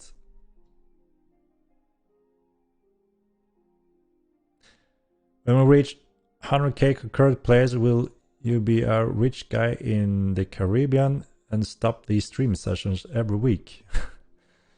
No, I mean, this is also part of the community and what Mortal Online is a bit, right? I do enjoy being able to spend some time, just chill and relax and have interesting discussions and updates with you guys and share sneak peeks, etc. is fun and exciting when I have the opportunity to do that. And as long as you guys also appreciate it and find that interesting, then obviously we will try to keep this happen on a regular basis. I've been quite persistent so far, right? I don't know how long, how many weeks I've been streaming since I started doing this, and it's been great and nice and fun so far, pretty much. And we always look to things, where can we improve, what would the community want to see, and how it would work. And I wouldn't say no to someone assisting. Obviously I've seen other big studios doing streams and dev Q&As, updates. They usually have a little bit more resources in terms of having people assisting with different steps, right? But I've always been alone and done my best at least. And so far, I think it's been pretty good. And I hope you agree and enjoy it at least. All 3 primaries. Yeah, so we're looking at 3 or 4. Depends on how we're gonna split the group division. And like I said, we're counting up to 60 spells in total. So yeah, it's gonna be a minimum 3 at least, and maybe we stick with 3. Maybe we will push for 4. We will see more doing testing.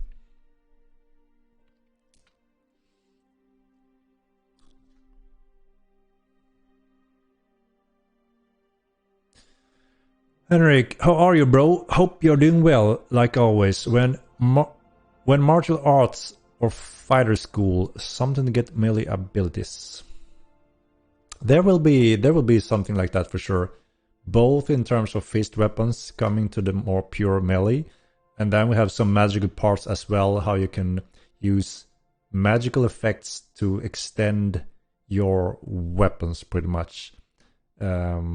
And there will be hybrid where you morph your body parts and can use those also. So there will be some options. You will be able to be the monk style with staff magic, or go the more classic Gandalf route. So there will be some options.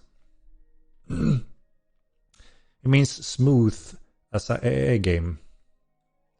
So what do you mean with smooth as a AA game, Roluf? It's still unclear to me. Do you mean polish? More polish? Bug fixing? Then yeah, sure, that's what's going in every patch pretty much. Sir Hob, of all the work your team has done in the MK region, beautiful work. Is there a possibility of this same polish being applied to other areas of the game? Moki could use some love. Yeah, the plan is that all biomes will have that kind of update, polish, and points of interest, and additional spawners on a whole Mirland, yes.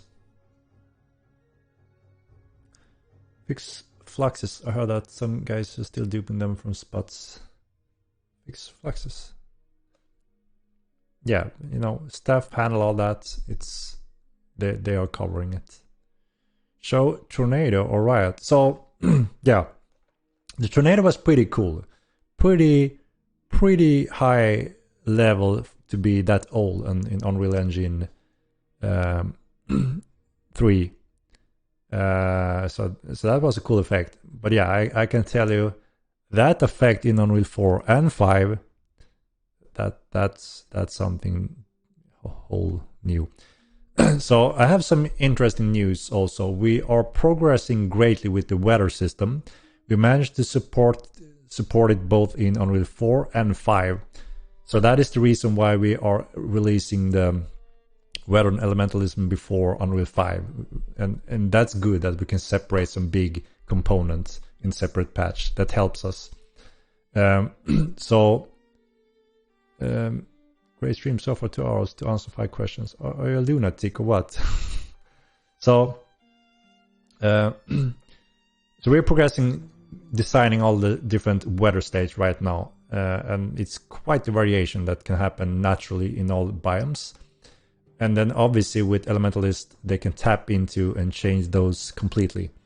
And it's very exciting to design right now. It's very fun, and it just looks amazing. And as it looks right now, we're actually releasing the weather system earlier. 1 month earlier it looks to be, or even in, let's see, we have, let's see, where the hell do we have it? A moment.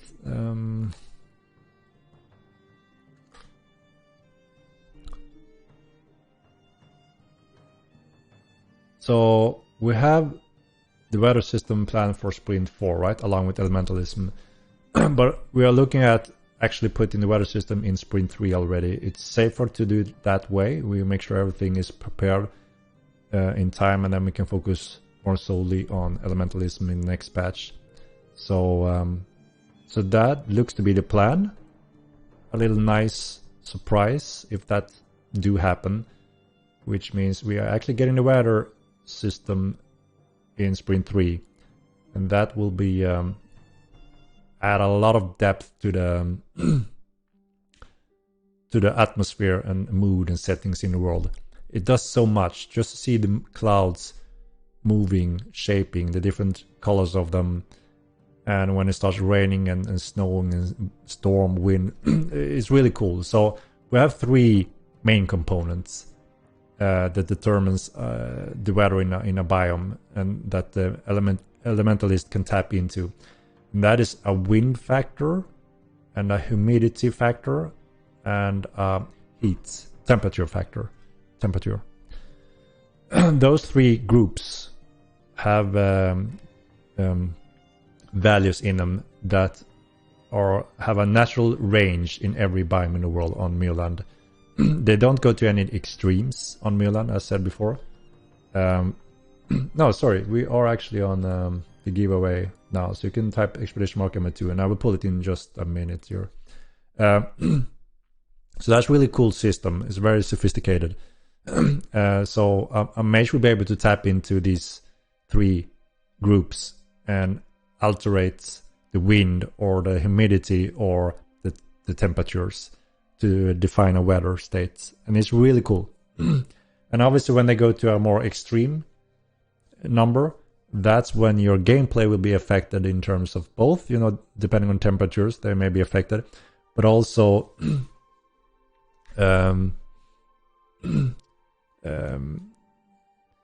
the viewing range will be extremely limited, obviously, if it's a snowstorm or something like that, or foggy or misty. And so it's a very cool, unique way fighting with the enemies when it's super stormy and snow or rain, and see the lightning strike everywhere in the clouds. That's gonna be like a freaking movie when fighting. So that would be a very, very cool addition, actually. But I feel like this isn't an actual thing, and the devs are just jotting down these ideas. Sovereign, I'm actually talking about something that enters the game in Sprint 3. I just explained. Everything I'm talking about now is what's going in very soon into the game. It's no ideas. I'm saying exactly what we're doing right now.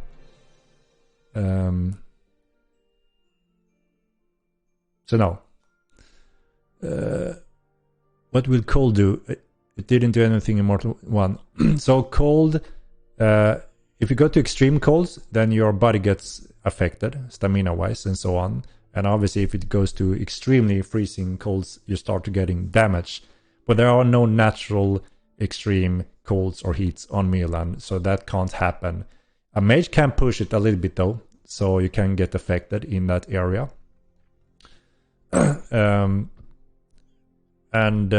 Obviously you need a cold area to tap into some powerful cold spells.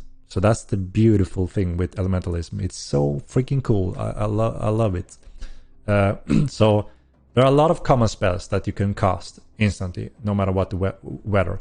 But there are some things, for instance, if you want to cast a tornado, you need it to be windy and you need to have a specific heat, the temperature, and the humidity also need to be a certain way. So some of the most advanced powerful spells require all those three groups to be within a certain threshold. And it's you as elementalist that can learn and read that and make it happen. And obviously the opponents or defenders can try to stop you from controlling the weather, just like Gandalf when they are battling the weather control. So they can't cast those powerful spells that could cause mayhem in a siege or your city, for instance. So there are certain spells that you can only cast if the weather requirements are met. And then you can always cast the more low levels without any weather requirements. So it's a really cool system. I love it. It's so fun to play around with. And like I said, there's a good chance I will showcase this maybe next stream. I will set up, I'll go into the game, and I'm going to show you a beautiful day. And then I'm going to play as I'm a elementalist controlling the weather and start cranking those different categories, and you will see a beautiful weather effect in front of you. Very excited about that. So I'm gonna try showcase that.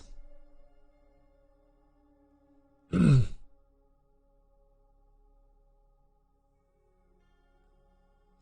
you decrease stamina users in melee fighting? Decrease stamina use. No, we're looking to add stamina. Possible increased stamina, Reagan, actually. It seems to be a huge improvement that helps everyone in a good way. This is really beautiful. It is.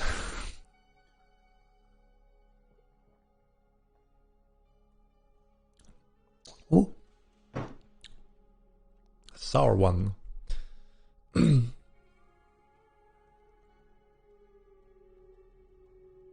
It's a beautiful day until God decided to say, screw your good day. Does the weather system cost a player character who are age 50 plus to randomly say, this weather is bad for my knees in bad weather? I'm not sure about that. I do miss the beautiful heavy rain from Modern 1 Jungle. Yeah, and we will have it back. Much better looking rain and much better looking snow.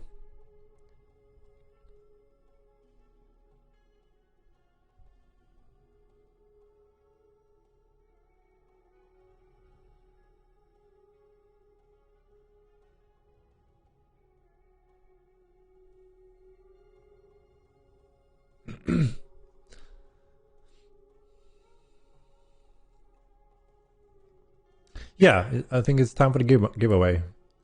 So 10 seconds. If you just shown in exclamation mark MO2 and I will roll it.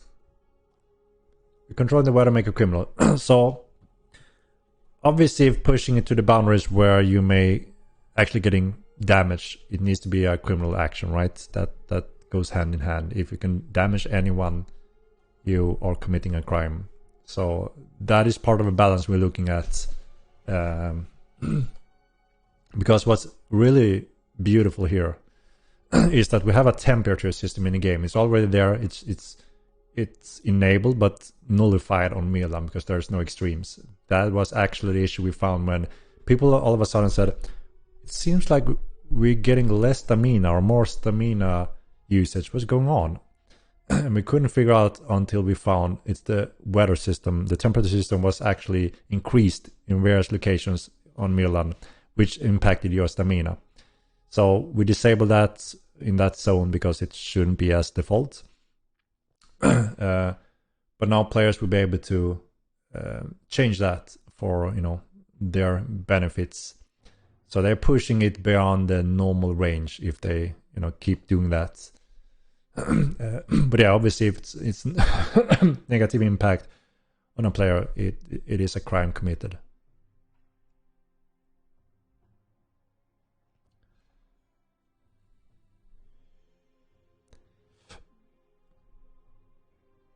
Will the Mulva come with the ability to put armor on them? We are planning to allow Mulva armors. Yes, we are designing an armor set now that will be put on all creatures. We're also creating bags right now that will be put on all creatures.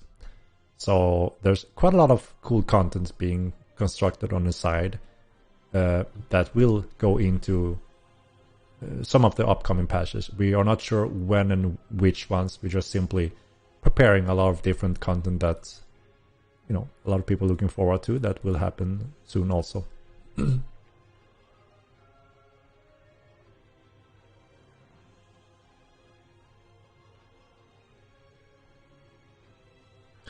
We get the magic casting rework you discussed and polled for before the next school of magic. What? We never said that there would be a magic casting rework. That's news to me. What we have said in terms of poll, if that's what I mean, is that we will be able to open up for the community so everyone can vote for what school will be after elementalism. That we can do. I don't know if that's what he meant. So which mount we're getting, Mulvas or Ligators or Donkeys? I guess I already spoiled that one, right? Can I use a tornado to get in the keep? I'm not sure about that. There are wind and push-pull factors, but I'm not sure if we should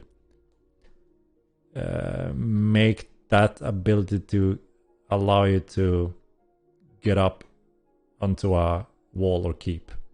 There should be other mechanics for fighting walls and such. So I'm not sure about that one.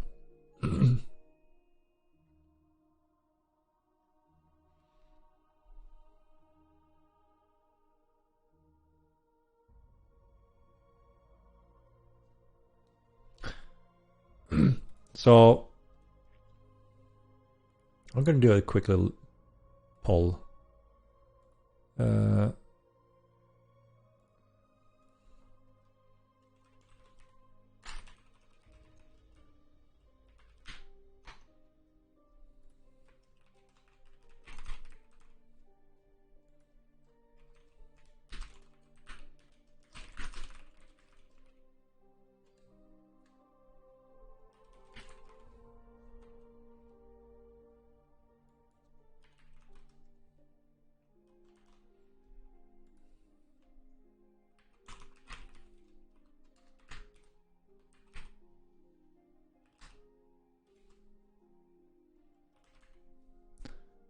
One second, guys.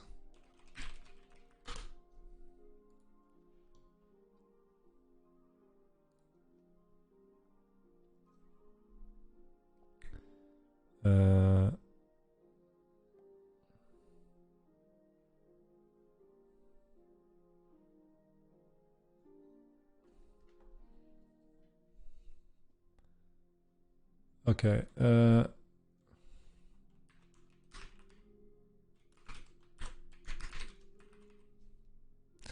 So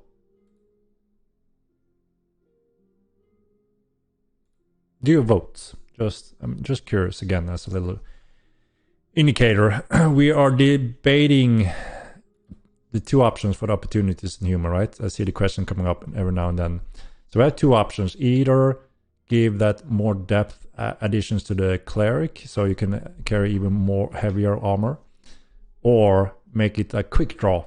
You can go in and out of combat mode, swap weapons faster and more efficiently. Cast your vote. Will sailing to island or TC come first? TC. TC is on the roadmap, right? Sailing is not on the roadmap yet. So sailing is on the upcoming roadmap.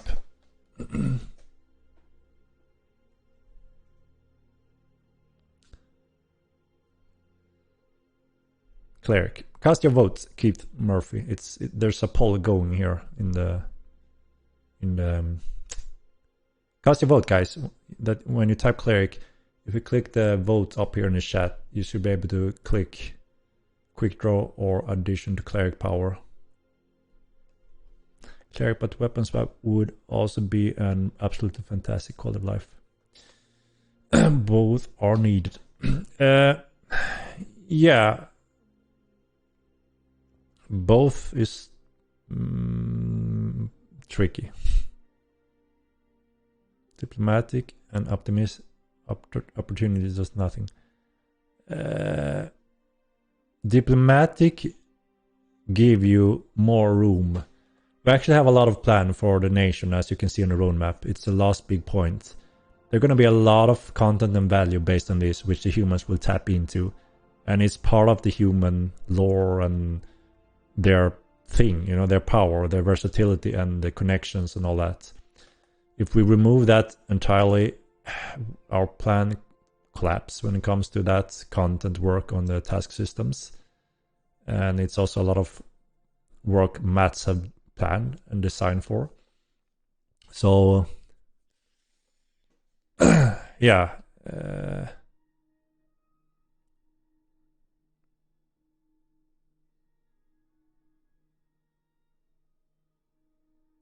There's one clear for both terms. Humans need to. There's a reason, or could human combine them too? So, looks like absolute majority want to have additional cleric power over the quick draw. It's not fun for having dedicated for 1+ year. It's not 1+ year. We don't patch every 4 months, demo man. But of course, sure, it's not fun to have some gifts that doesn't really tap into something at this point. But there's a lot of hard work being put into it, like I said, a lot of design that will obviously shine more when we enable the task nation system.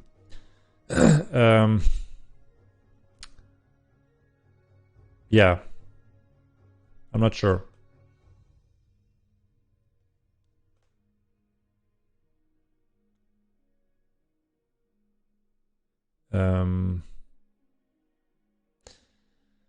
I mean, one option is to increase the cleric as it is and change the opportunity to quick draw to get a little bit of both. Could be one possibility.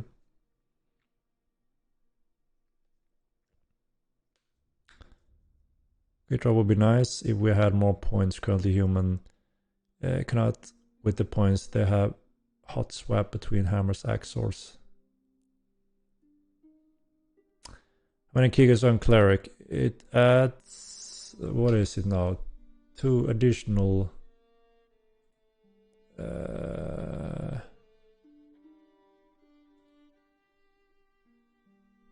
was it 2 guys? Is it 2 additional kilograms that you get for free without any mana impact?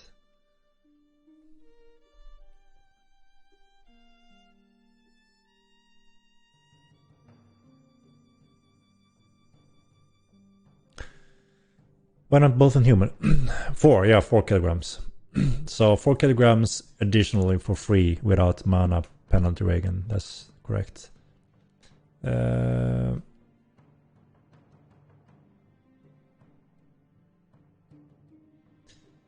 yeah, there's a few options to play around with. We could increase the power of the cleric, the current one, and give quick draw.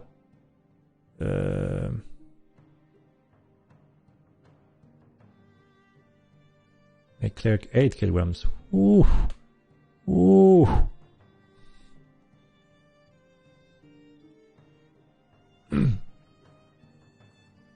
Yeah, we need to fill around with that a little bit more. You quick draw to Vilas. I mean, the nimble fast race, it does fit them, right? But again, we can't give all of those interesting ones to just one. Humans need something, right?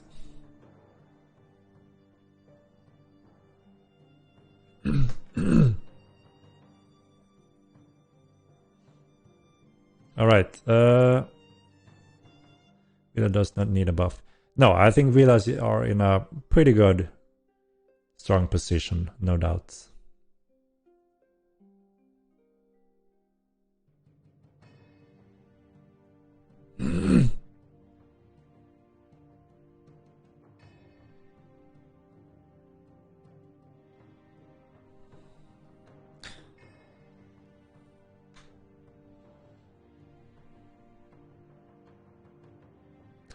Weather system come with changes. Would think you need some hood elements for colder month. So we're actually writing the temperature on the character window, and we don't want to dilute the UE and we want the cinematic clean view, right? That's always our base aim goal. And there are actually there's a few visual elements in the actual world that you can train eye can spot, which tells you it's around this degree, the weather is on that range.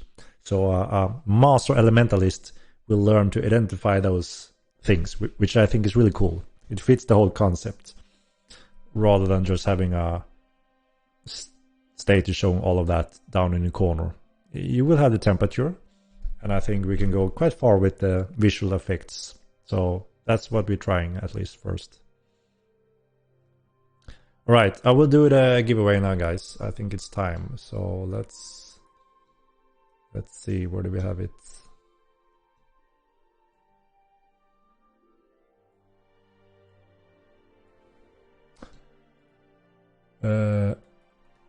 All right, here we go.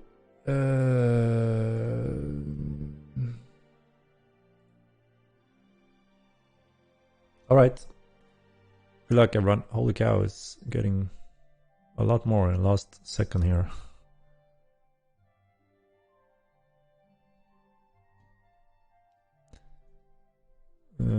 All right. So good luck, everyone. And here goes the. Oh, there's a lot of people in the giveaway today. Everyone is quite active. All right, it's time. So let me start it.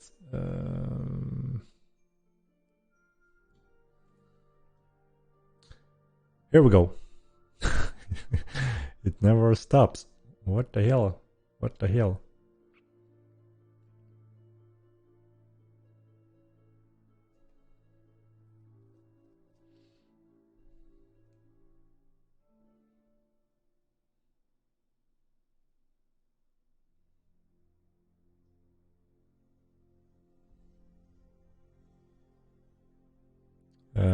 All right, it's time.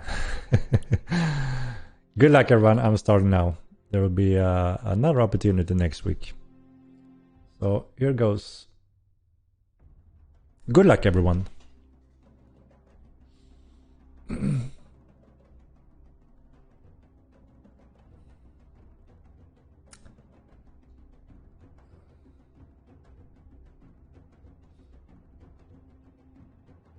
And the winner is...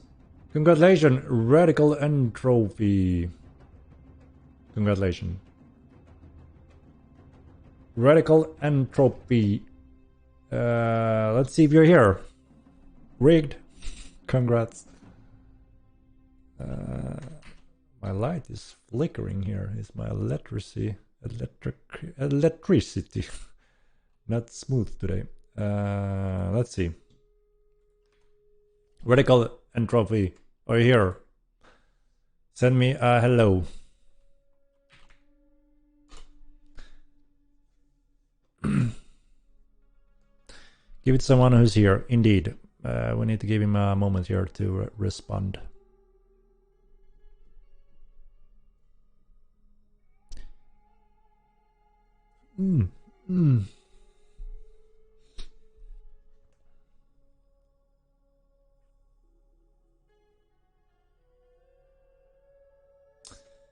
Radical Entropy, are you here?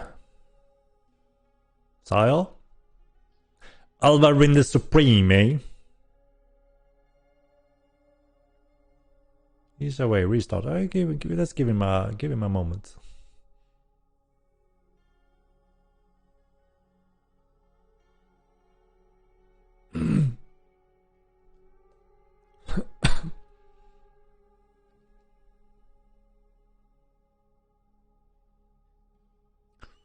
Human the Supreme.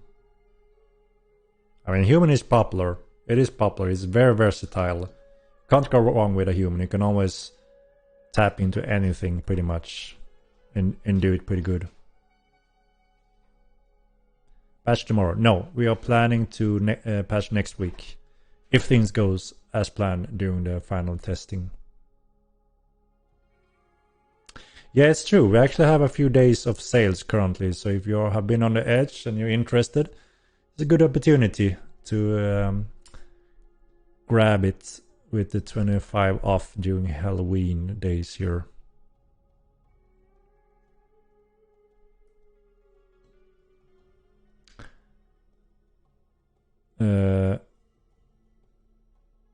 Vets don't play human. There's a lot of vets playing humans. They like the versatility and be able to swap direction every now and then. There's a good amount of humans from the old timers.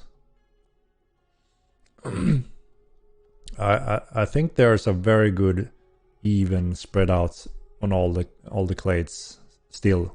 It's been slowly swifting and changing over a period of time, but it's very even, which is really great. I don't know the exact percentage right now. We would have to dig into the data to get a fresh state, but last time we scanned through it, it was very even. And there's been a change from Thursars to Ogmirs to Allorains to humans. It's like a wave all over them.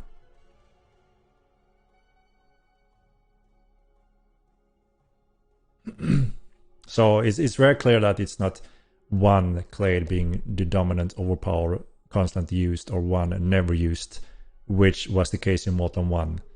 In Modern 1 there was like 2-3 builds that absolute majority used, and that's it. The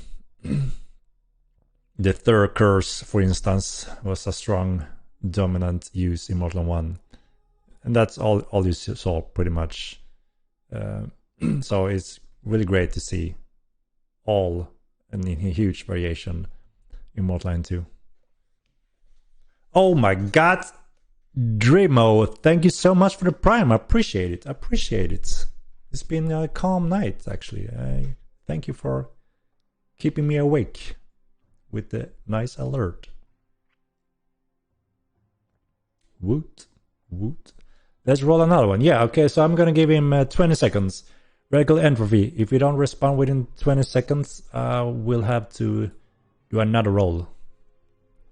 Try to keep an eye out here if he's typing, if you can't see the PM or whatever.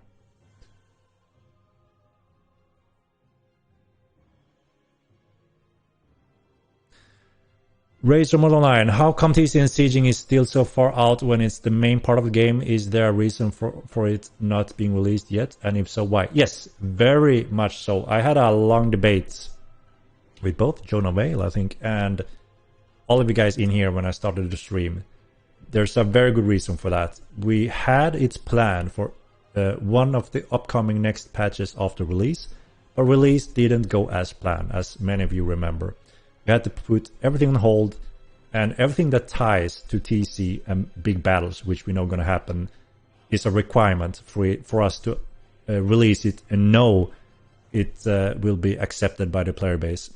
If there's a component that we know that as soon as you have a siege and you can't fight anymore and you will lose everything, it will be horrible, right? So we're fixing that, and we have reached the first important requirement, which is large-scale battles. Super awesome that we managed to fix that.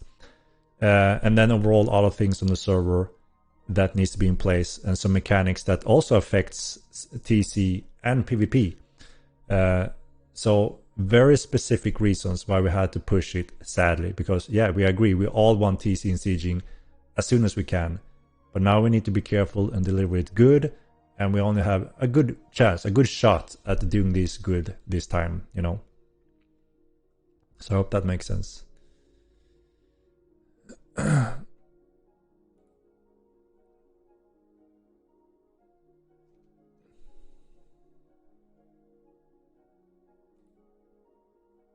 Right, radical entropy is actually not responding, guys. So let's see. Can I can take him out. I'm gonna find him. One moment. Where the hell do I find him? How the hell do I?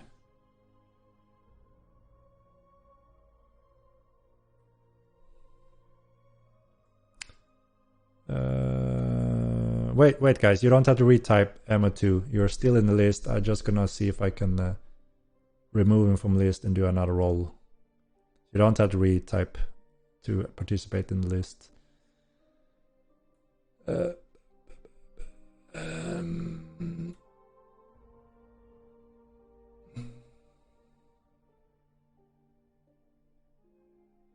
Oh my god, another one.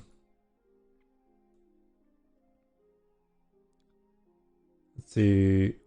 Radical entropy, I found him.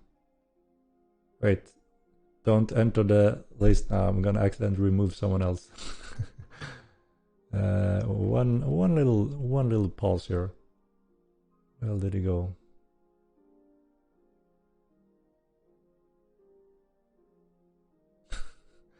This tool isn't the best. As soon as someone jumps in, there he is. Okay, he's gone. All right, I can roll it again, guys. You're already in if you were in. So, a new shot, guys. Here goes. All right, good luck again then. Boom. Second shot.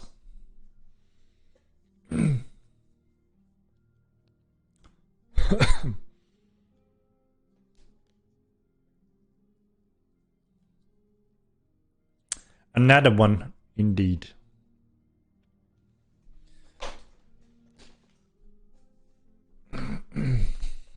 Congratulations, Void Order. Are you here? That's the question. Void Order.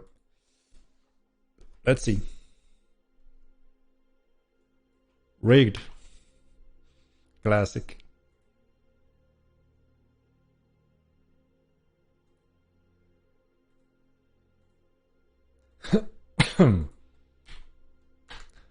Void Order.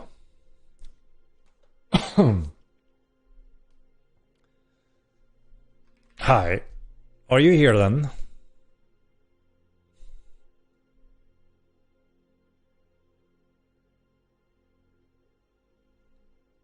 I paid Henrik. What?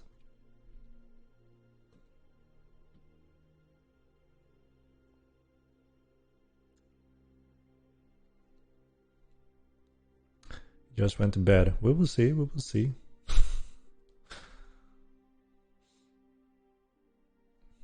We give it a minute. Still no go.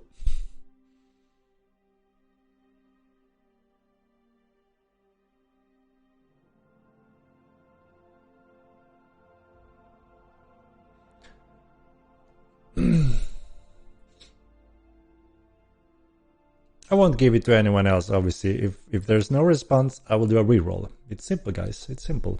Fair and simple. Is Sebastian still working with you? I was in the Friends Fam Alpha for M1. Toby Tuna, yes, he is. Sebastian had been here for almost since day one, pretty much.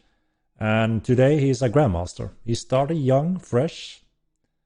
And today he's a Grandmaster. And yes, he's with us. He's the lead coder today. Won the first shot.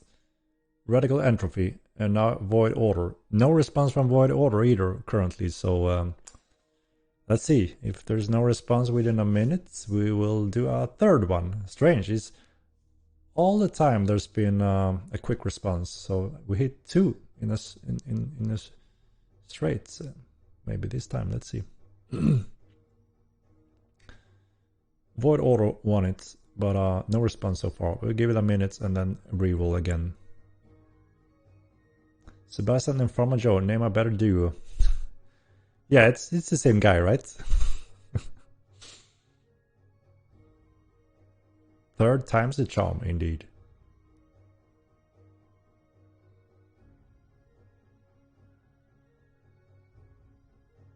Do you like these tunes, guys? Please an hour, Henrik. Soon, my son, soon.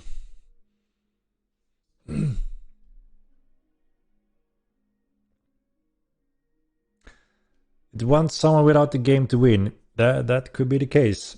We got a few lucky ones that have been lurking, interested, that haven't bought it, that won it, and they are active players today. You know, it can be a scary step to commit for some, but it's worth it, I always say, and just growing every month. Just wanted to say I love the music in the game. Barona TV, I'm happy to hear it. I agree, there are some really nice tunes that I still today just really like, even though I've listened to them so many years now. It's the same composer that did the music for Valheim. So, Swedish guy that started early, worked for us, Mortal 1, made a soundtrack that we have. And it turned out really, really nicely and had this unique touch for Mortal 9. I think summoning a summon should put it on your control pissed with this. We were discussing that, and yeah, maybe that is the right quality of life move to do. What happened in this next patch is you do the control, you cast it faster, and you have the control for what is it? Let's see how long it is. We increase the timer so it's more convenient to 50 minutes. Ankh bound and control on that is now 50 minutes, just like magic resistance. A little tweaks. I get no response from Void Aura, guys. I think we need to try the third time. Let's see.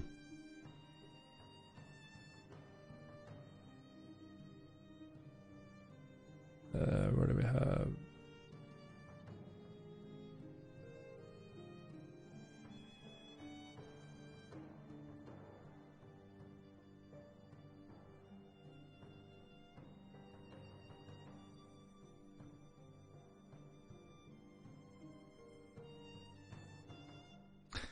Wait, control on that is long now, and in this next patch. Next week is the plan, if things goes as planned.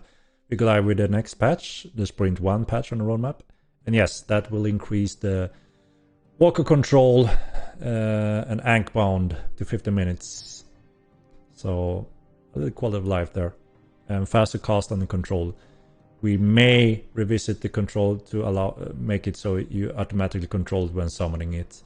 I was actually leaning towards that, but Mats gave a good input that it could be interesting to have them neutral first, and then it seats control, and then you can try to steal them. So we went for that, but we will see. We will see.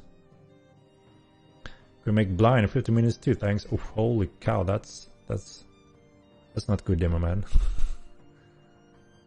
that's a long blind. All right. Please, Henrik, for the love of God, stop Mats. Why? Mats is a genius. All the crafting design and such, that there is no one else on Earth that makes them as in-depth and excellent and brilliant. So that's his master area with lore. And that's where he is, you know, mostly focused. But he does help with, also when it comes to design, with some of the rules elements that we aren't fully sure with, and then, you know, that's where we can tweak things, obviously.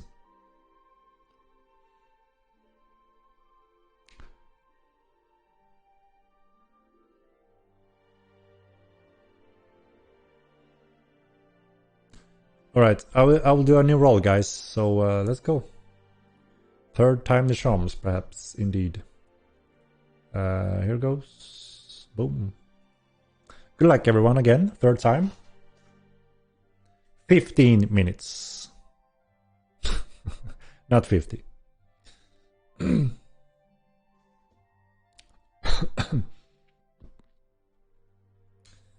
we go. And let's see. Congratulations, Cawthorn. Congratulations. Third time. The charm, hopefully. Are you here? Let's see. Let's see. Cawthorn.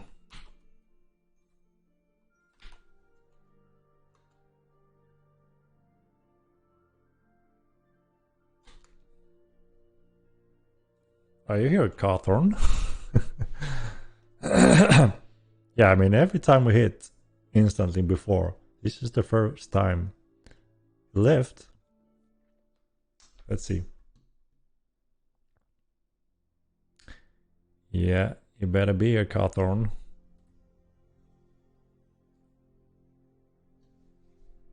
Let's see. Let's give him another minute. Make a new list and reroll him. Maybe I have to, actually.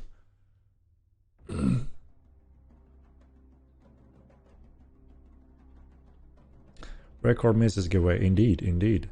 This is crazy. I never had any miss before.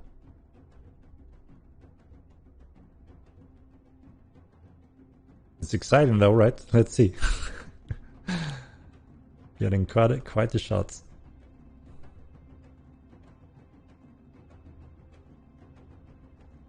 Give away a cup of New World.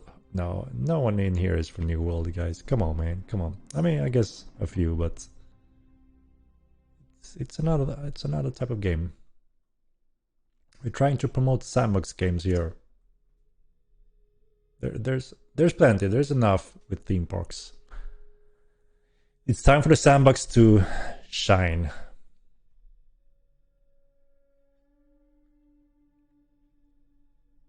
I could clean the list. Looks like Cawthorn is not here either.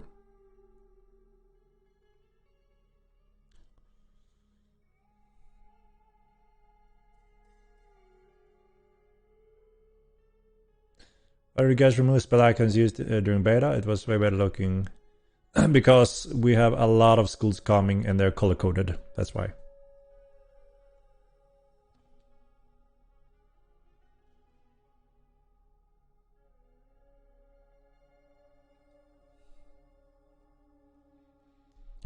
All right. I will do a fourth roll. And if it doesn't work, I will wipe the list. All right. Here goes. Another one. Boom. Another one.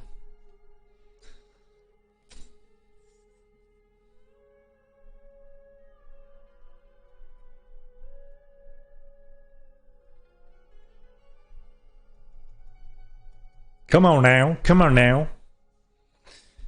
Ugh. Yeah.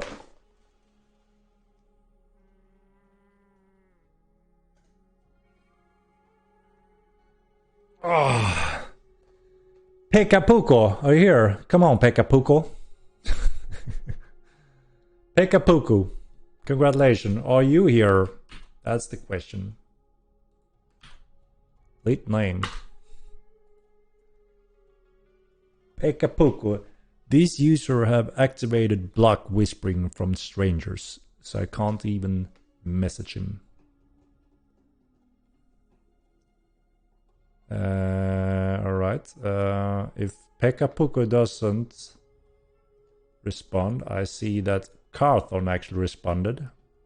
1 minute too late, Cawthorn, but let's do it like this then. If Pekapuku isn't responding, it is yours, Cawthorn. You were a little late, but you're still in the money, I think.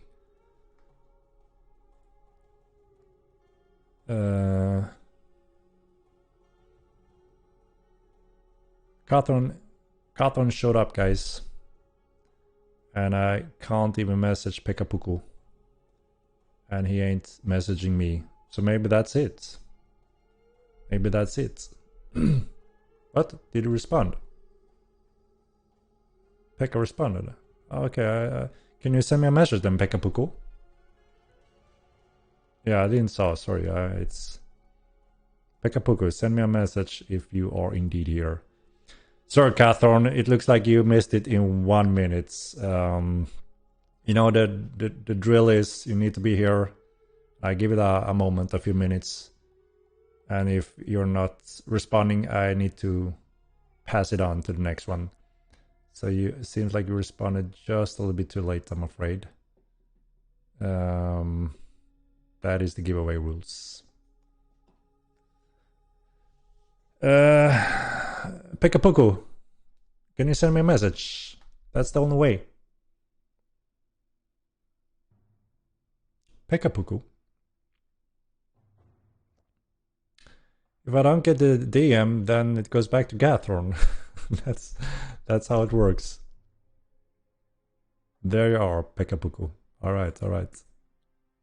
Are you Swedish, eh? All right, great.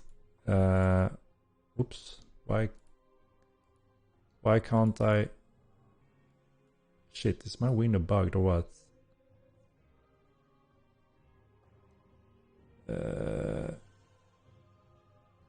It says you need to start the conversation before I can whisper back. And you did. But I don't get the chat window. Is it bugged or what's going on? What the hell? Okay, let me see if I can refresh my window. This is strange.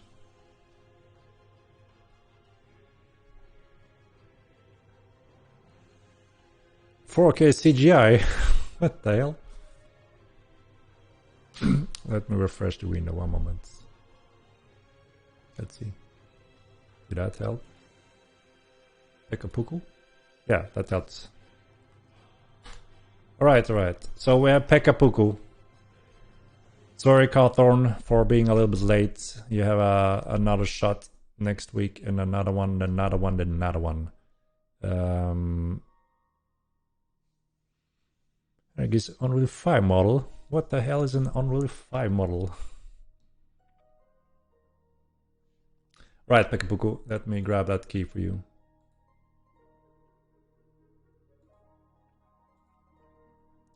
Where the hell? There.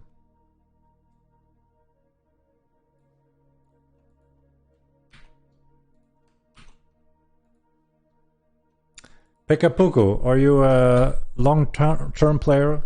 New? Model 1? Or what is your status? Hey, Lunison. And look, now Void Order is also back. Everyone is showing up now, guys. Too bad, too bad. So the only rule is I give everyone a few minutes to respond.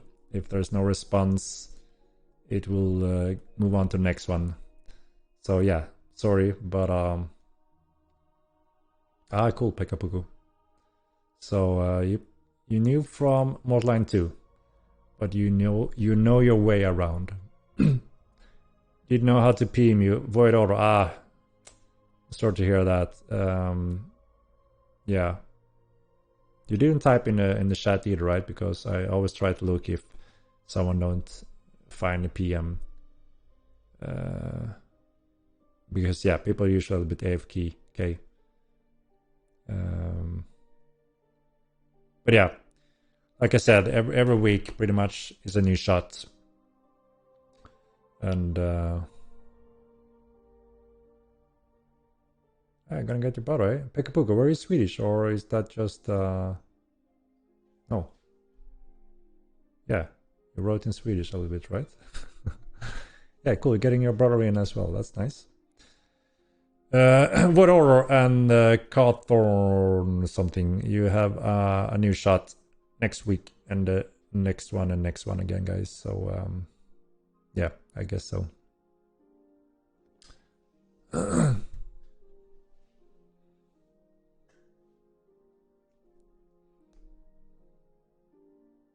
This is not Void Order, it's an imposter. He did message me like the other guy, but unfortunately 10 minutes too late. I guess that's the rule of the game, right? We have to try to run it like that, or we We never know if someone went to bed or disappeared or went AFK for the night. So I give it a few minutes and then it has to go move on to the next one. So yeah, sorry for being missing it. But there will be new shots.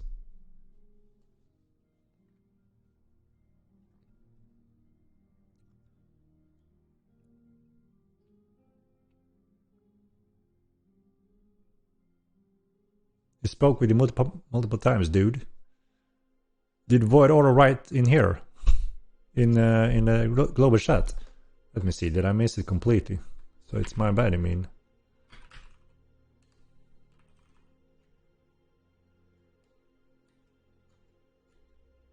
I'm doing a search right now, and there's none in the chat. So no, that's not true. That's not true. I did a search in the chat. We chatted a few times, not the same. Yeah, it's a fake one, guys. So calm down. I try to be as careful as possible, obviously, to make sure no one tricks me, and that if you don't know how to read the PMs, obviously you can write in the chat and I hook you up. So yeah, the real Void Order didn't write there. He was a little bit too late, like the other guy, sadly.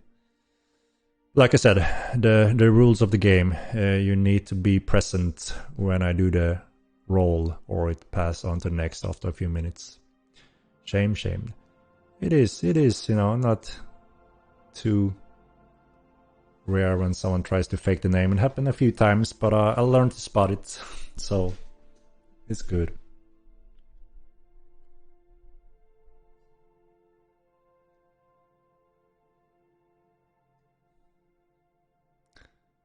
Why Mountain Mage getting buffs?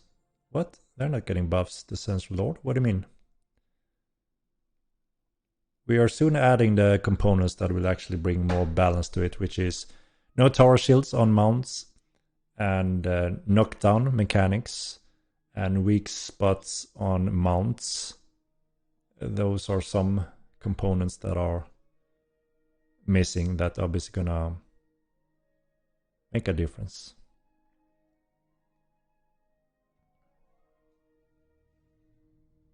This mount mechanics is in the roadmap, or did I miss it?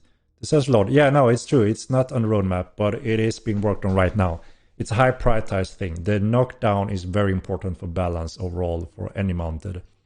It's just not on the roadmap. There's a lot of things that are not on the roadmap that are small mechanics that are simply, you know, it's gonna be in the game in one of the upcoming patches.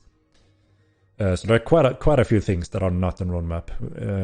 So yes, knockdown is a whole mechanic that is coming in as soon as we can, and there's a good chance it's in the next patch, not this one, but the next one. We will see. I can't promise it, but we're trying to prioritize it because we know it has an important impact on any mounted combat balance. So you don't just dismount and re-mount and right away without any penalty. You will actually fall down on your back. And if you do that, for instance, as a mage, it's game over, you know. And there will be multiple ways of knock down someone from the horse, both with weapons and magic, and additional options over time also. So yeah.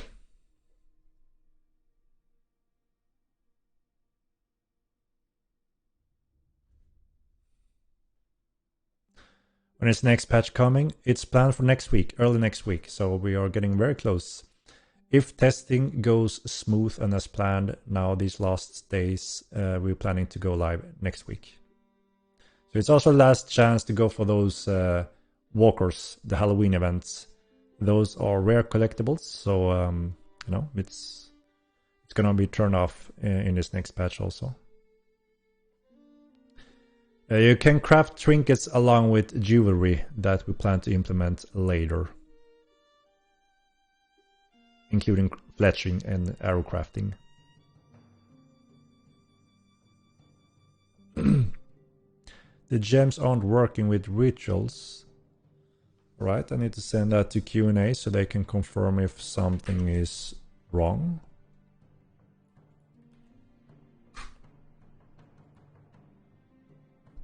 Let's see, I'm not aware.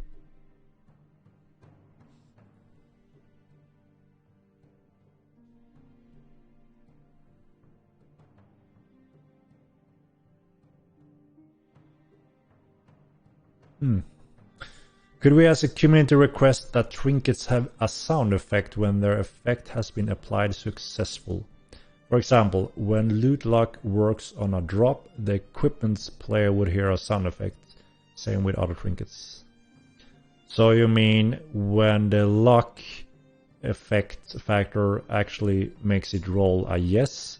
Is that what you mean? It should make a sound so you get a clarification. I was lucky due to the trinket. Is that what I mean?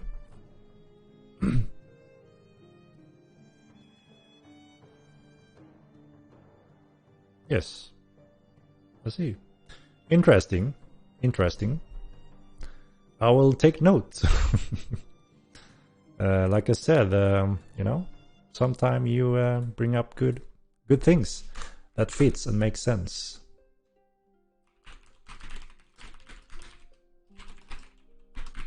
I can see it's being pretty cool. So I will discuss it with our coders to see what it requires. First of all, if it's a easy thing to do, then maybe it will arrive as a bonus. Just like when you open a chest in Zelda. Yeah, I see what I mean. Yo, let's go. We responded. It only took the whole stream. Adding a game voting system with popular suggestions based on stream or internal suggestions. Yeah, sorry, you know, sometime I lose things. I try to cover as much as I can. Just have to bear with me. When can we chop off heads and put them on a pulse to feed birds? It's something we actually discussed it, and Sebastian likes it. He likes it a lot. So if we're lucky, you can spend a little bonus time and add it along with TC. But I can't say there is much more room when it comes to those specific things that he could do quite efficiently. So, but for sure, there's a bonus list, and whenever there's time, we will look into adding those things. We will have it for sure. Just the question is just when. It's our resources, right? Will ships be able to engage in TC by carrying siege equipment? Yes.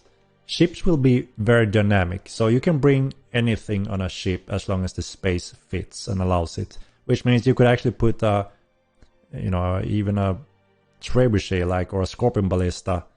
There will be specific equipment that you can place and construct on ships to use in sieging against, you know, buildings at shorelines or islands, or obviously fighting each other's on the ship, you know, war.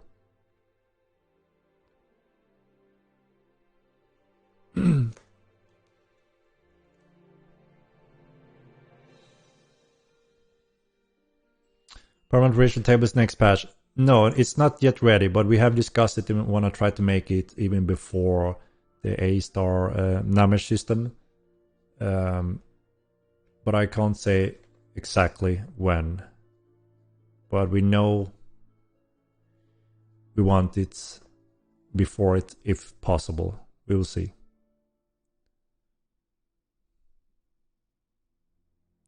Why can't we make rising horses that are faster than level 1 tamed horses? There's some balance parts with that, but there will also be additional options down the road. There will be new components, new artifacts, stuff like that is being added to the game also, that gives more options.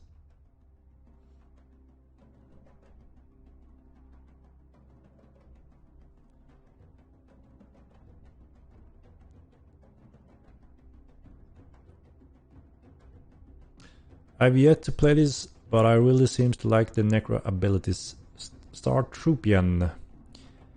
Welcome as a new player, and yeah, I hopefully will become one of us.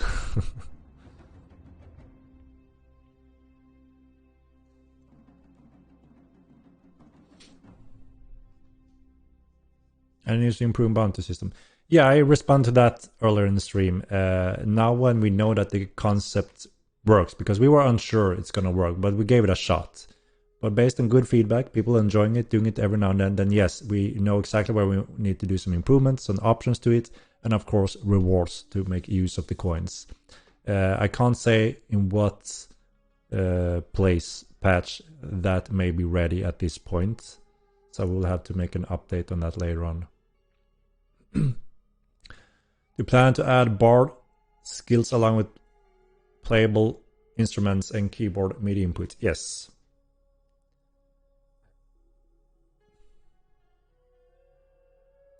How about a guild cloak system with unique customizable guild emblems? I really want the guild logo emblem system and the dice system ready for TC, but we haven't really solved the puzzle in terms of how we handle it code-wise and so on. So that's why you don't see it currently on the roadmap. But we're doing our best to make it happen. We're also looking for additional coders that will help with a few things. So it's in the maybe right now. But I really hope, because it's such a big, nice addition to the game, to be able to design your guild logo, and you all wear it. You have your color, right in fashion, and you decorate your, obviously your city and castle keep gonna have the banners with your logo. It's gonna be cool, and it's also helpful, obviously, to identify your squad.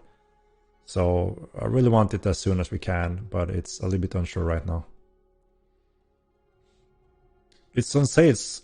Looks like I'm buying it. So Trupian, it's indeed. We have the Halloween sales, 25% off.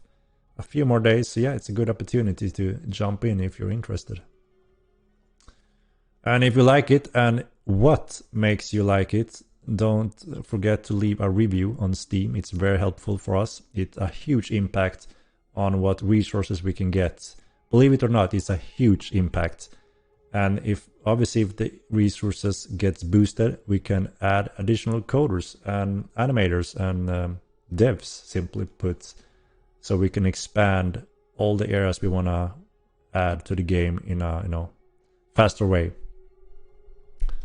So it's very helpful. So, and it's also interesting, obviously, to know what do you think is most interesting Mortal Online? What is the reason you do enjoy it? That's always interesting to hear from both vets and new players. When is Matt's going to give us the book lore? Good question. Good question. We are adding lore now with the updated notebook system, as you know. Notes and books spread out in the world that allows you to get more lore about the world and also give clues for certain things. We got the giveaway. Pekka Puko got the giveaway.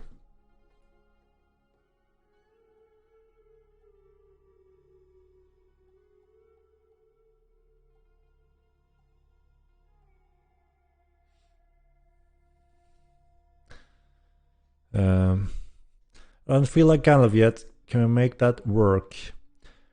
Dreamo, with staff magic, we will make that work. You can choose the path of Gandalf or the path of the monk. It's up to you. Boom. Boom.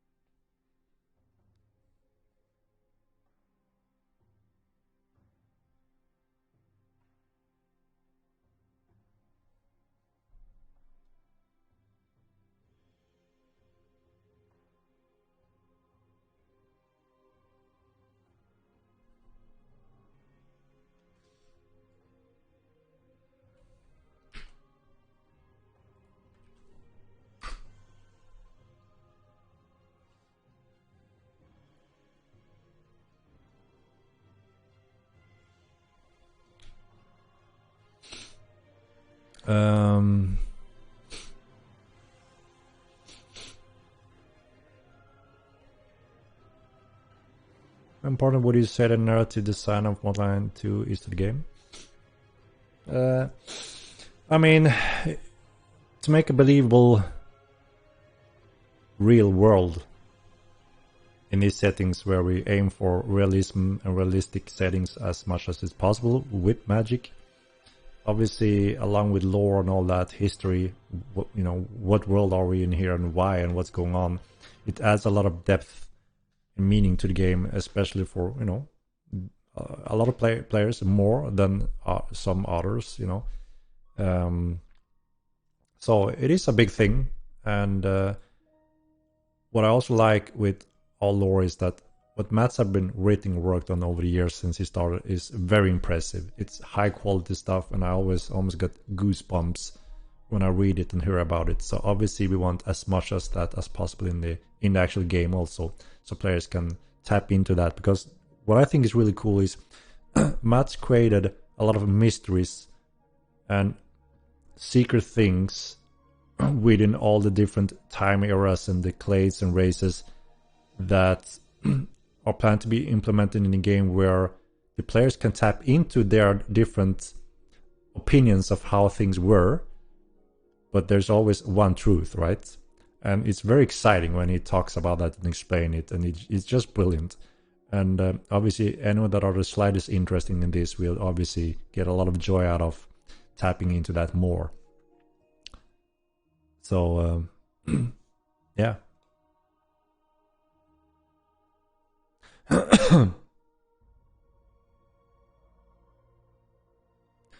kind of coders you guys looking for? I mean, we're looking for seniors mainly, and obviously C++ and Unreal Engine knowledge is the strong factor, I would say, and a lot of experience in coding in general. So we don't have to educate how to make clean, proper codes because we don't have that time, right? So it's not easy. It's very specific type of coding and project in general. It's not just a single player game. If you do one little dot, comma wrong, you may crash the whole server for everyone, and it's a huge, cost along with that. So obviously there's a specific procedure that everything needs to go through, but then that first session needs to be proper base code, so our seniors don't have to, go through, spend a lot of time on cleaning up things or correct things. Old people. I mean, the age is not super relevant, I would say. It's more how good you code and what reference experience there is. And the more knowledge with Unreal Engine also, obviously a huge bonus, because it helps so much when it comes to getting into up to speed and in place.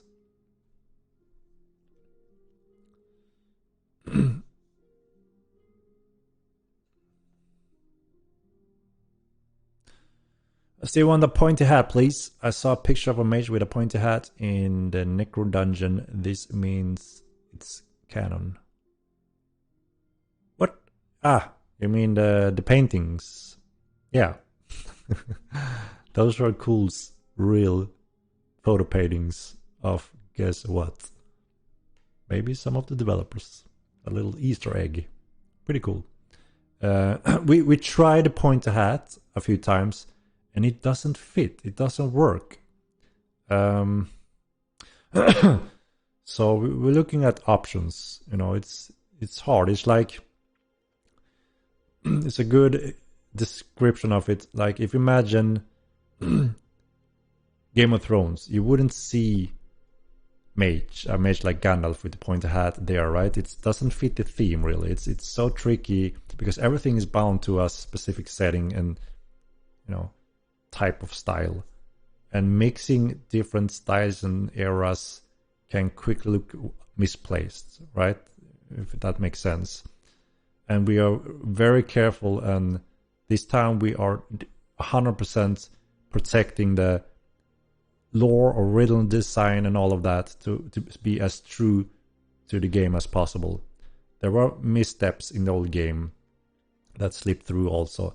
That doesn't happen this time around. So we have done a few sessions and it just looks wrong, goofy, misplaced. So yeah, right now it's a little bit the chance have been reduced, sadly, but there will be other cool mage hat options that hopefully people will like a lot.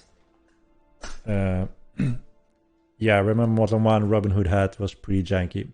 Yeah, there were some crazy styles that just wasn't correct, right? So we're very careful about protecting that style.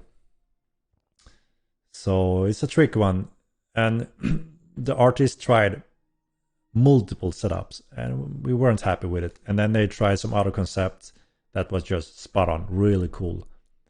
Like Conan the Barbarian, the headpieces there that both Conan has and the mage, that fits a lot more when we try those approaches. So we will see.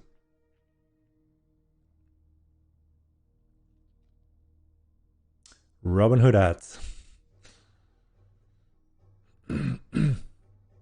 We have actually finished 3 sets of clothing gear now, or light clothing for NPC, citizens, and obviously the players. We just have to put them in one of the proper sprints. We need to rig them and skin them. We have 3 new types of capes, not the classic ones, so there's some cool stuff there. And I found one cape that we haven't made use of yet, so maybe we have that one also. Conan, what is good in life? What? What do you mean?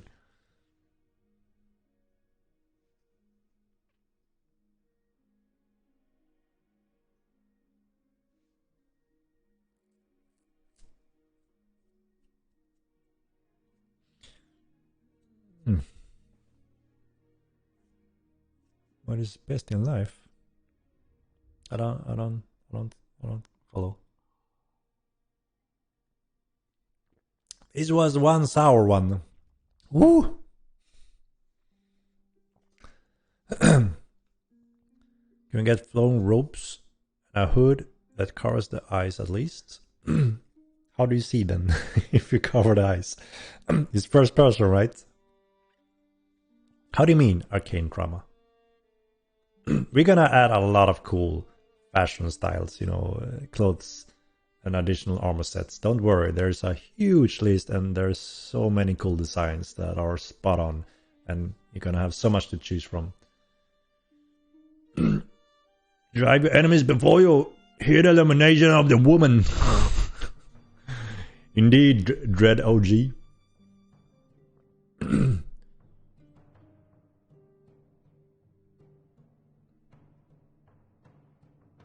Bikini armor. we decided not to go the WoW bikini armor approach. It doesn't make sense, right? When you have a little breast steel pieces and then everything is naked. That's not a good armor, right? Imagine if that was Game of Thrones. It would be silly. We're trying that, more believable, realistic approach when it comes to that. So, yeah. Oh my God, guys. Is to crush your enemies, see them driven before you, and hear the lamentation of their weapons.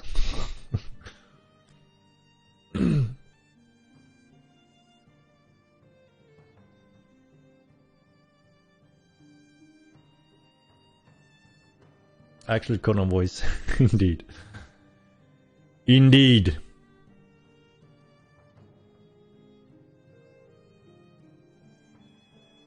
Before we can vote on next magical, can we please get some information on schools that we can vote for so people know what they're voting for exactly? Goldsworth, yes, that will be suitable. If we make a proper community poll, then yes, we will pick the ones that are good candidates and write some information of what you can expect from them. Because no matter what school we pick, they're gonna be really cool. You can't go wrong, but there are some things that maybe we want early in the game to give options for different playstyles. Is Grand Cone still in prison? I don't know. I'm not really, dealing with any of that. It's not really on my table. I just help on a weekly meetings if there's new cases, new problems we need to, decide on or add to the structure of our rules of documents. But we have other staff members that are obviously being there first hand handling that. I think we will see some sort of salvage skill in game where you will be able to salvage armor or weapons. That will give the whole PvP looting kind of new depth. Yeah, so this time we knew that we wanted the smelting functions that we couldn't do in the first game because of the data gets destroyed when you craft something, or we don't save the data in the correct way to be able to melt them down. This time we have done that, so it is prepared to support that. But we didn't rush into adding that component because of some good reasons. Again, balance and depending on how things act in Mortal 2. Even though it's very similar to Mortal 1, things play and perform and being used in a different way. So getting a huge demand on resources and production, trades and crafters is very healthy for the game economy and the business, the trading, the interaction that we do want to promote. So obviously minimizing that so you can reuse and melt down more and more. We are, competing a little bit against those that refine and create the new resources, right? So that's why we wanted to be very careful before we actually enable that component. So we will see. It's doable now, and we have the support for it. And it may be true that it brings value and a good function to add to the game. But like I said, we wanted to wait a little bit just to see how everything pans out in terms of resources, trade and value and crafters and so on. Who won? Pekka. I've decided I will kill another player when I get to 5,000 hours. Still loving this game. Great stuff, Henrik. Nightingale MA. Yeah, you're the guy that haven't killed anyone during all those hours so far. That is impressive. And but holy cow, you're stepping into the dark side by actually attacking someone when you hit the 5,000 hours. Well, you do what you gotta do. Centaurs. Top 3 fantasy movies: Fellowship of the Ring, Two Towers, Return of the King. They're very, very good. I love the Lord of the Rings movies. They are masterpieces. And I get this nice winter feeling. So I usually watch them during winter. It's a nice feeling. Cozy feeling. They're really good. I love them.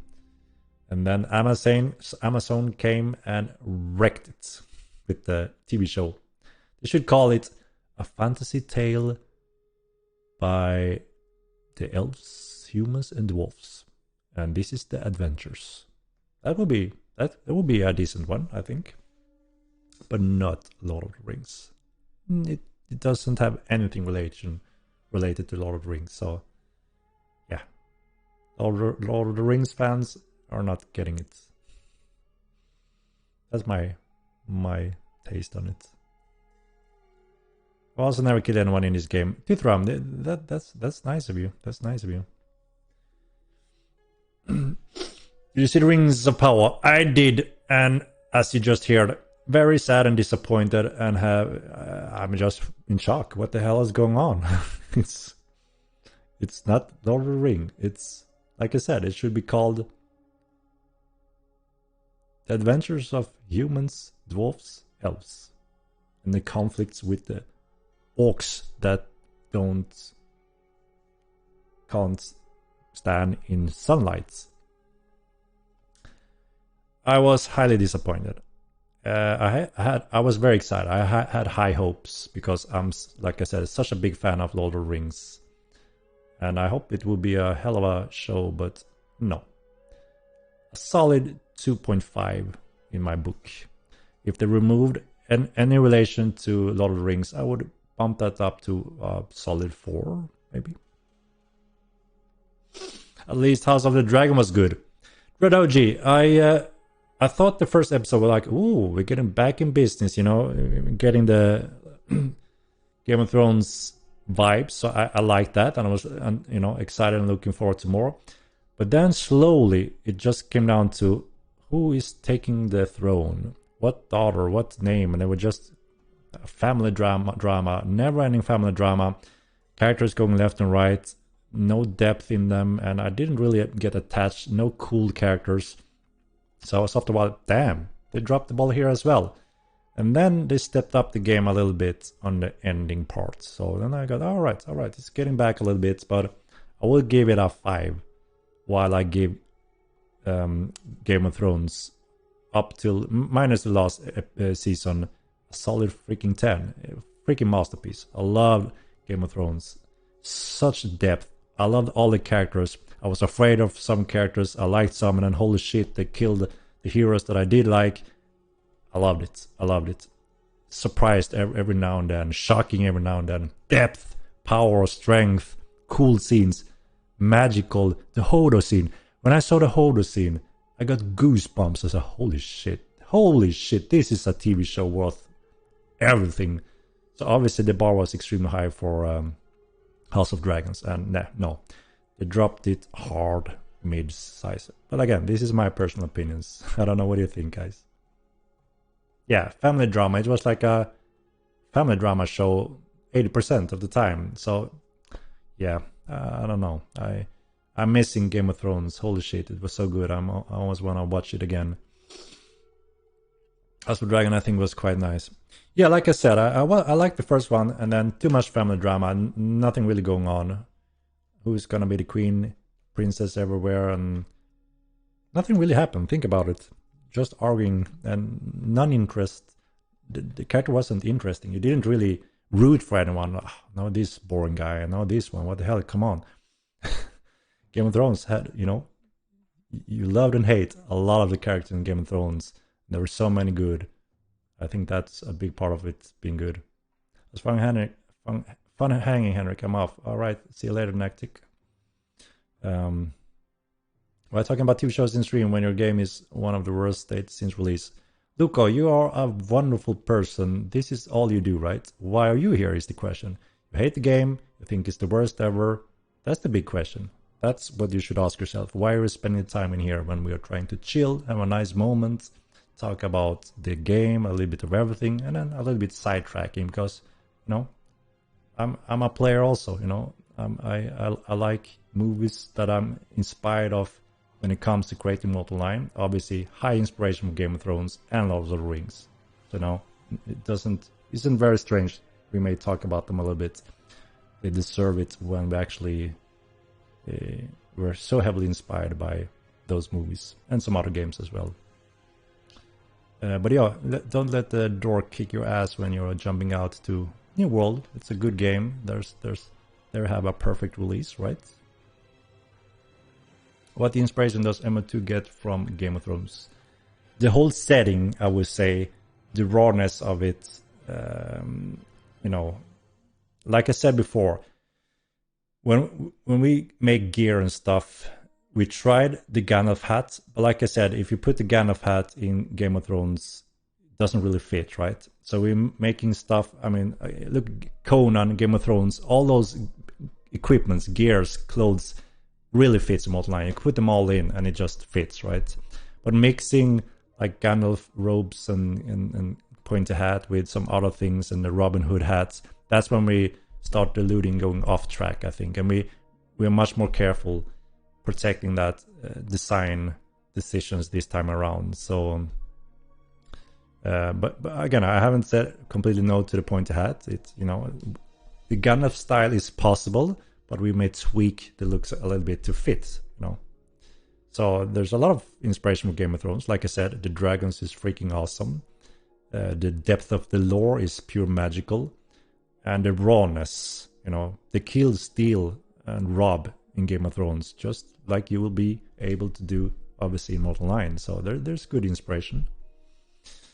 Well, this game, it's got its issues, but what doesn't? Fun game. Yeah, for sure. And I think the team have been killing it. If we look at the past patches for a couple of months, they have been killing it when it comes to polish and bug fixing, and we are quickly moving in a very good position. New Waller's cringe.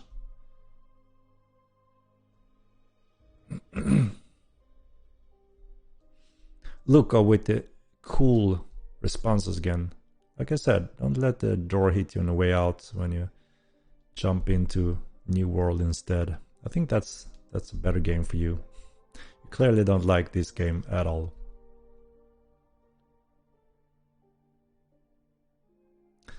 I'm playing New World until Unreal 5 and TC comes out.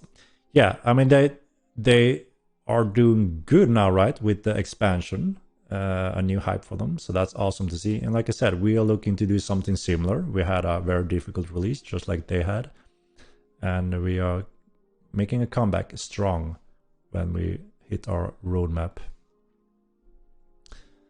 Only tried a New World a little bit when it did release, and it didn't really work then, so I don't have much knowledge of it. But you know, what I take from it obviously are very close to a WoW theme game rather than a sandbox PvP game. But yeah, like you said, there's many not playing multi-line today, and they will start only with TC. Can we have a Merlin hatch from Sword in the Stone movie? We will see. We will see.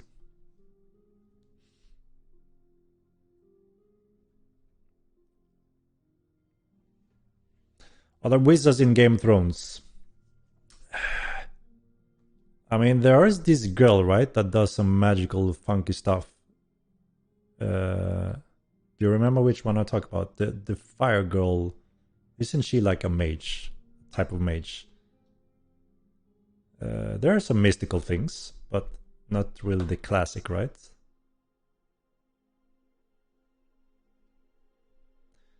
Have we got a rough 8 on next patch? Yes, next week is the plan. When you're adding guns, we're not. We decided not to have guns. No muskets or cannons. It doesn't really fit the theme again. I'm not a big fan of that old style pistol style.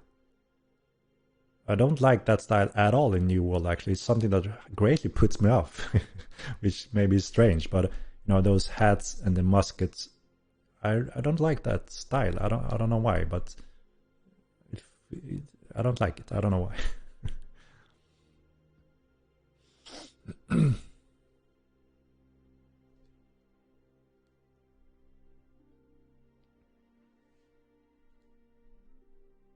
Yes, blood magic exists in Game of Thrones. Is that what they were called? I don't remember exactly. It was such a long time ago I saw them, but I remember one of the women that made some magic shape shifted and doing some stuff, right? Shit, I don't remember exactly. I've never seen Game of Thrones personally. Holy shit, foe. What the hell are you doing? Boy. If you like fantasy and want a quality raw, very shocking show, there's nothing better. That's just how it is. Sadly, they ruined it all with the last season because they didn't wait for the writers. So skip the last season.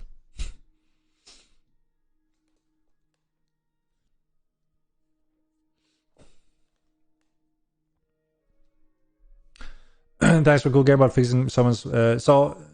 We changed that you can control a walker faster now, faster than 1.5 seconds, and you control it for 15 minutes, and control works for 15 minutes as well. We will see how that works. Maybe later we change it so you are automatically on a control when summoning it. We will see. I tried a New World Ace WoW all of the other, but don't get the thriller that I get in this game. Nah, yeah, and that's the whole point, right? I mean, obviously those are good grand games, and they set a high bar, especially World of Warcraft. No doubt, very casual, mainstream. Everyone can jump in and get going. But I think the problem for me personally, and many of you guys, obviously, especially coming from Ultima Line, is that when you get shaped from a game like Ultima Line, from the first MMO game ever, that shapes you, right? And it gives you an experience like no other, and it was the first of the kind. That shaped my mind so much when it comes to how a true MMO experience should be. So when I tried World of Warcraft, I was, what the hell is this? Are you kidding me? Why am I spending the hours? Because I can't lose it, I can't gain it, there's no risk, no reward, and I can't play with my friends because they're 10 levels above me. I'm doing these quests non-stop, and I thought, this is not a MMORPG experience for me. So I forced myself through all that to be able to play with my friends eventually and do some raid content with the friends. And that was pretty fun, you know. You had that group feeling, you played together. That part I liked. And then there was some PvP stuff, you know, obviously not PvP in the same way at all like Mortal Lion, but there's some charm in some of that. So obviously I see that's big things for a lot of players. And obviously it's so easy, you can't really fail on anything. It's a guided experience, more or less, I would call it. That is just very nice and easy. So I fully see the strong point there, right?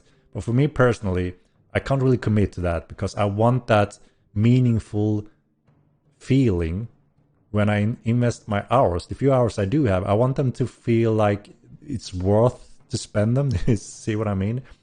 And I find that hard in most of those casual theme park games where everyone is running in their own world, just run past me. They don't even talk or communicate because they're gonna do their quest and just level as fast as possible. They don't care about these biomes because it's just low level biomes. They just want to maximize their level and raid with their friends. And so there's some mechanics that I was just confused at and didn't like at all, and thought, what the hell? Is this what the new audience is being taught? And they have no clue about what they could have experienced coming from Ultima Online, which is a little bit sad. And there's been nothing since then, because the huge success of World of Warcraft shaped the industry that this is what you should clone. And now we're trying to make a comeback here, and we actually see a growing interest and audience. And guys, together we can make this happen. We can put Mortal Lion 2 on the world map and show that this is a true sandbox game that can also be very successful, and there's a demand for those that want to get that adrenaline, a little extra kick, a little bit more brain practice, and more experience.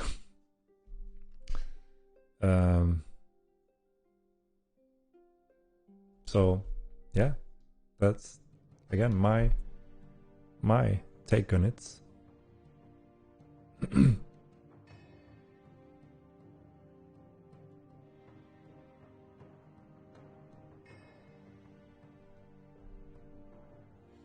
Did you attempt to test Dark and Darker? No, I didn't, but I watched a lot of streams on it to see what it's all about.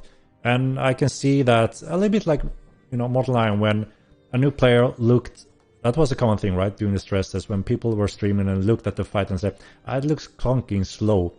And then they said, look, it looks like that, yes, but try it yourself. And when you master it, it doesn't feel that clunky and slow anymore. And I experienced the same thing in Dark and Darker. Just judging the animation, our animation looks much better. So, you know, that was interesting when I thought, but people were saying it looks bad, slow animation and clunky in Mortal Lion.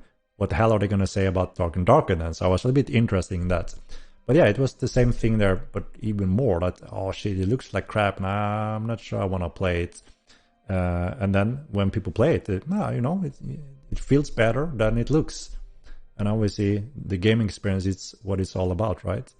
So I think those two are a little bit in common with ours, even though we try to make our animation real animations like mocap, which isn't the case, I think, in Dark and Darker. You can see it's very mechanic and strange with upper body and lower body. But yeah, like I said, it's what feels good is what's matter more, right? And it looks like there were some cool mechanics. You know, full focus on the fight, right? Which is what the game is about. So obviously a whole different experience with a game like Mortal Lion. And I can see Dark and Dark being very fun and cool for a period of time. You can have a lot of fun of it. And then it gets, you know, recycled because, you know, that's it, right? You do the combat and fight, just like any other fighter combat game like that, which can have a huge hit and run success.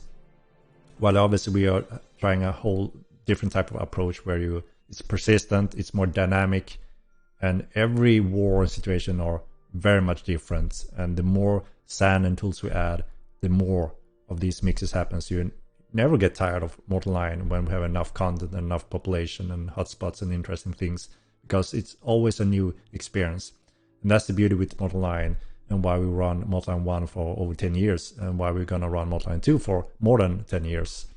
We're expanding much faster and getting beyond Mortal Line 1 in a fast pace now, and we will reach some really good stuff really soon as well. So very different games, but yeah, there are some good things obviously to look at. I'm glad you were shaped by Ultima. Yeah, I mean, that's you obviously see the core mechanic of Mortal Line, why, where we're coming from, right? So yeah, make the Uber great again by playing Mortal Line 2. Like the thinking. People like the polish and balance of WoW. Yeah, obviously they are extremely, World of Warcraft have been extremely polished over a year. Their release was catastrophe, just like any other online MMO release. No one had managed to make a perfect release. Not even New World. That was the latest Giants. It tells a thing, right? Releasing an MMO is close to impossible to make perfect. Even the Giants have managed that. But yeah, WoW have extreme polish, no doubt. That is an important part for sure. And obviously it helps if you're 1,000 developers on a game, or 600. Obviously that kind of resources helps a lot.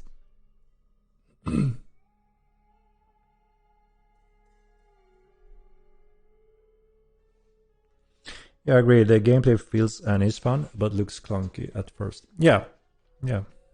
Looked shit. Yeah, like I said, it's interesting, but yeah,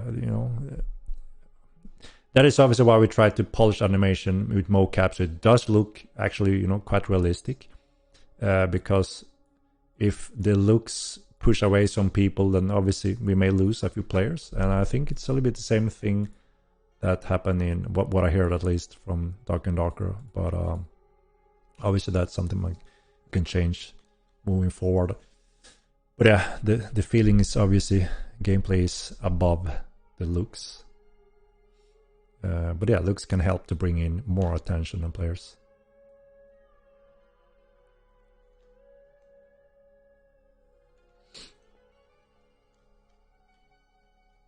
That's why they need wipes. They haven't wiped. None of those online games have wiped for good reasons. What they do wipe is crappy players that don't follow rules.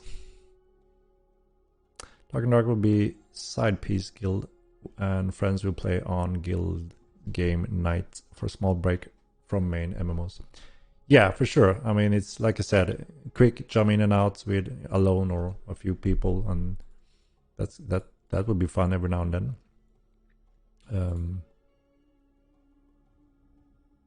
Any dates for the roadmap sprints? No, we don't put dates on them, but I can tell you that sprint 1 is planned for next week.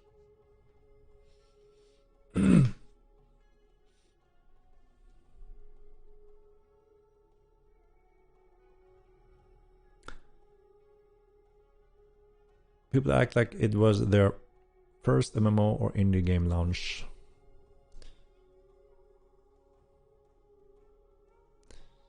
Nice to see New World doing the work to turn it around. Brimstone, a new fresh start server, been good for it. Makes me confident that MO2 can definitely get the people in. Only need to fill one server at all to when Saturday comes. Yeah, exactly. So what people may not think about is that it is true. There's been many games that have started complete mess or catastrophe, and then just worked hard, turned it around, and let the game speak for itself, and became huge success. And that's what's matter, right? And obviously what our goal is also, that just let the game speak for itself. If it's good, obviously people will enjoy that. So that's why we think it's very important we do things as good as we possibly can this time around, before we do deliver those components that everyone is looking forward to and pretty much demand to be close to perfect if not perfect, very fun and exciting. So obviously the bar is high there to make sure that we deliver those. And we want to show that every patch we do patch now is solid, moving the game in a right direction. And I think with the Necro patch that kind of started that, when we are on the new pipeline, like we said, we have brought in a lot of new QA testers and a few more devs. It's there's always a learning curve to get into all that and make that perfect. And now that is getting in place, and hopefully we will see the fruits of all that in every upcoming patch now.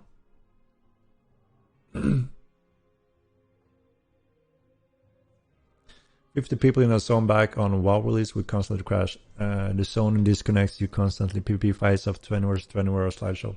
Yeah, there was major issues. I remember those. Pretty much every MMO release I've been participating in, and now lately just watching from the side, have been problematic in various forms. And I know the panic and the hard work that the team faces when those steps happens. It's a incredible challenge, both mentally and physically and all kind of way. We have been doing that 2 times now as well, and yeah, it's an extreme situation, and no one can do it perfect. That's just how it is, because it's so complicated and so specific in a MMORPG game that there's factors that are almost impossible to consider when it actually is the real final day, when things explode a little bit extra in different ways. It's such a huge challenge, and no one have managed to do it perfect, what I can recall. Some have been decent, but not good. They don't wipe, but they get new servers. Yeah, they added new servers expecting influx of players, which also happened. What was it, 5,000 queue, so many hours of queues, and starting more and more servers. Strange, you know, it's Amazon, they own the servers in the world.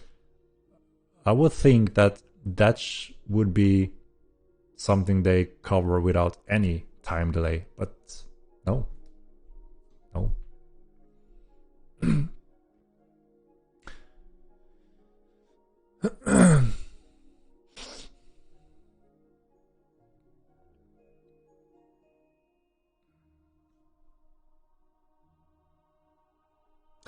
Would be sweet if this game had dungeons like Dark and Darker with traps and whatnot. There's feel you actually exploring, discovering something. Maybe it does, and I haven't played enough yet. So there are several components that will add to this. For instance, trap making and traps. So we added the first part of the trap system, which you can see in the Necro dungeon, and we have to spend some time on adding the trap making components and tie it to skills for the players.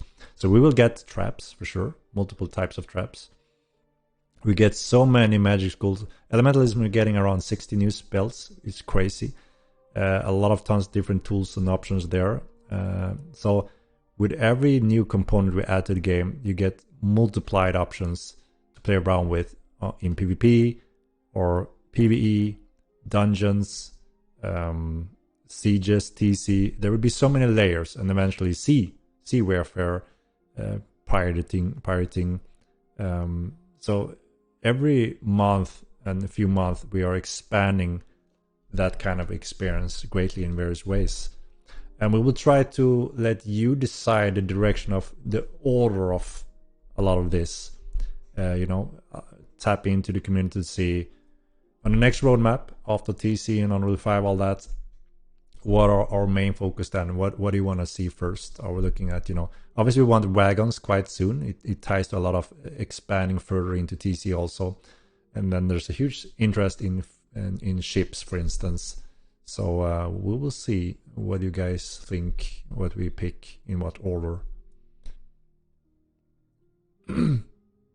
Yes, 60 spells in elementalism. It's crazy. We went back to the original design and we said, let's do it. Let's make everything now by the book when we can. We were thinking about stripping it down, but no.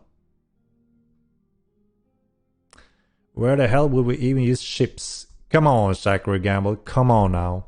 Come on. Come on.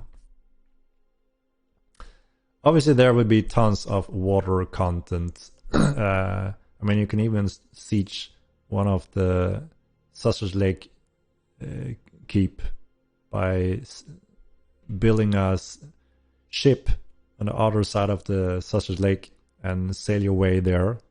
You know, I didn't say it, but obviously with the ship system, there will be a lot of new depth. So I know a few people from Sea of Thieves.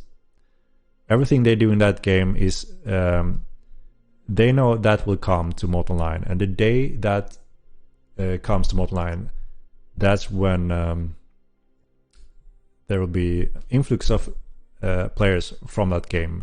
There's a huge army that are really liking Sea of Thieves, and obviously we're going to offer a lot of that with the ship system.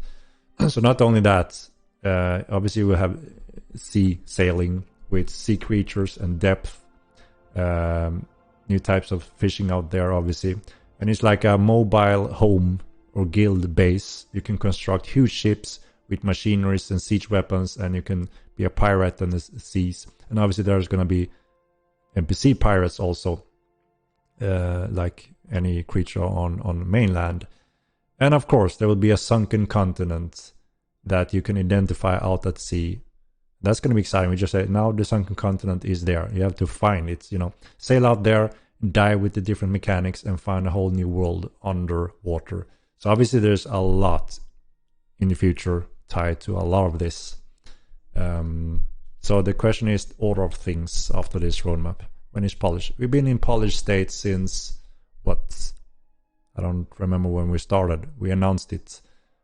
If you look at the patch notes and use your eyes, you will see that the main focus is 90%, if not 95%, polish and bug fixes. That's been the main focus since ever. You know, since that date. Every patch.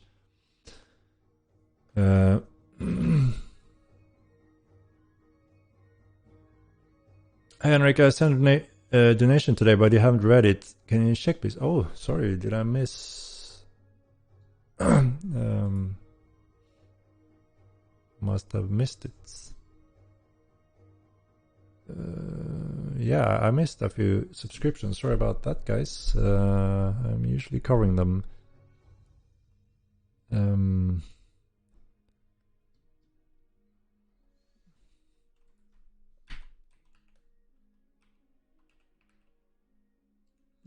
I don't see it in the history.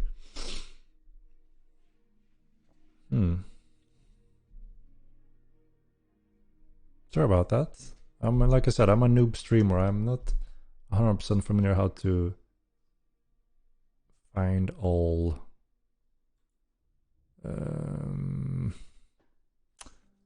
things.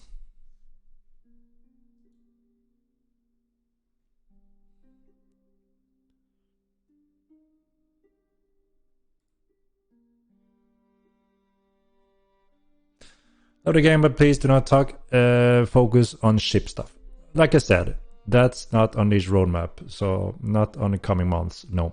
But like I said also, after this roadmap, we are interested in hearing from the community what will you pick in what order for some of the main features that obviously we want to attract as many players as possible, right? And there's a huge player base that heard about Model 9 during our stress test. And now we're going to have some sophisticated shipbuilding and sea warfare and content. They said, it's done. We are all coming when you patch that. So, and, you know, lately we have seen a huge growing interest from all our old players also. That's something they're looking forward to. So, obviously we try to pick new big features based on what most players are looking forward to most first.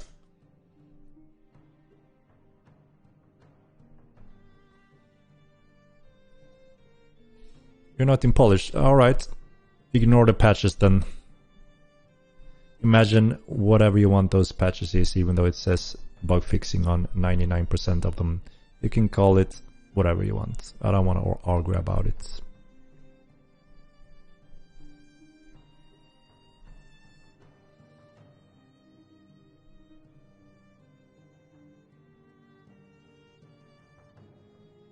Super excited for ships. Yeah, a lot of people are excited for ships in upcoming roadmaps. So the question is when we will plan it time-wise. Should be the only. I should be the only donation of November. I didn't subscribe. I donated. All right. Where the hell do I see the history of donations? Like I said, forgive me for being a noob at Twitch.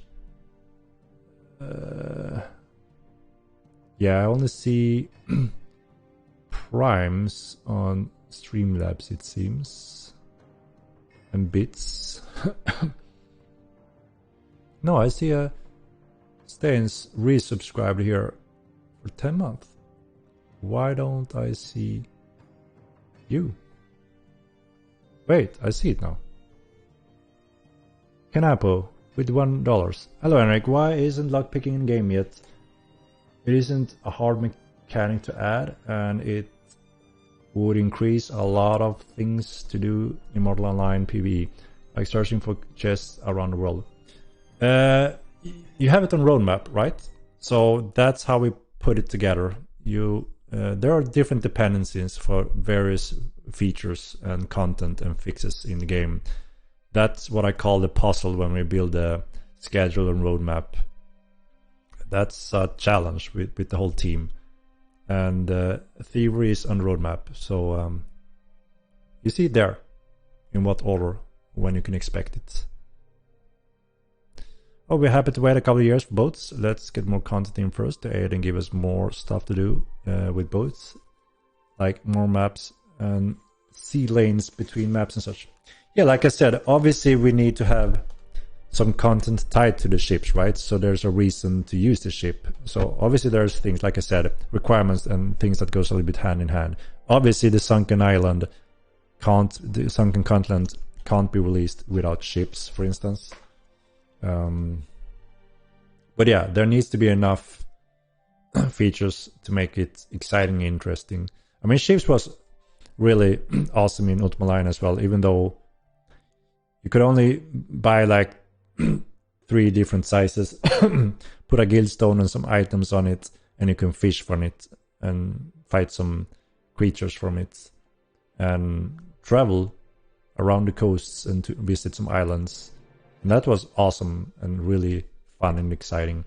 Obviously we want to push those boundaries greatly forward, so you can construct and design your ships very more advanced and create, you know, secret mechanics on it and siege machineries.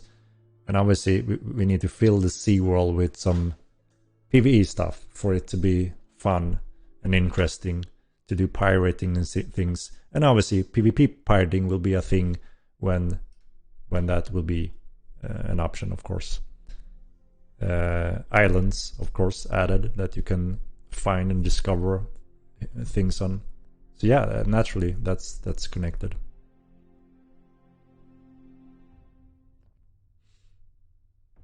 Why can't this be focused first? Yeah, Greg Mo, a good question from you and Jonah Vale and so many others, which I have very detailedly elaborated on why.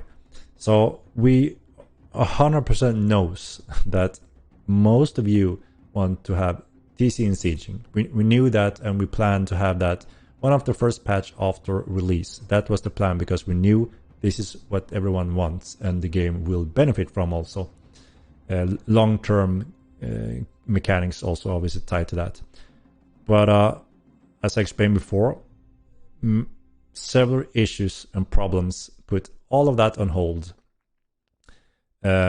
which forced all the devs to work on the server and the different things that was broken in that larger scale, and build new systems to kind of get going and moving forward. Rebuilding parts that simply wasn't good enough for that additional scale of players beyond the stress test that we have done multiple times. And then we also identified new issues when we had more players spread out more functions and features that made large-scale battles unplayable, as you have seen in every big battle we have had so far, up till finally the milestone fix where large-scale battles are possible finally with the last stress test. So that is awesome. So that's one of the milestone that was a requirement for. Imagine if that wasn't fixed and we had a TC siege and you see nothing and you just die and lose everything. No one would be happy with that TC, right? That we wouldn't get the good reviews on our TC system then. So many important components forced us to push it forward until we fixed those things that allows TC to work. So yeah, I hope that makes sense why we are forced to push it forward as it is today.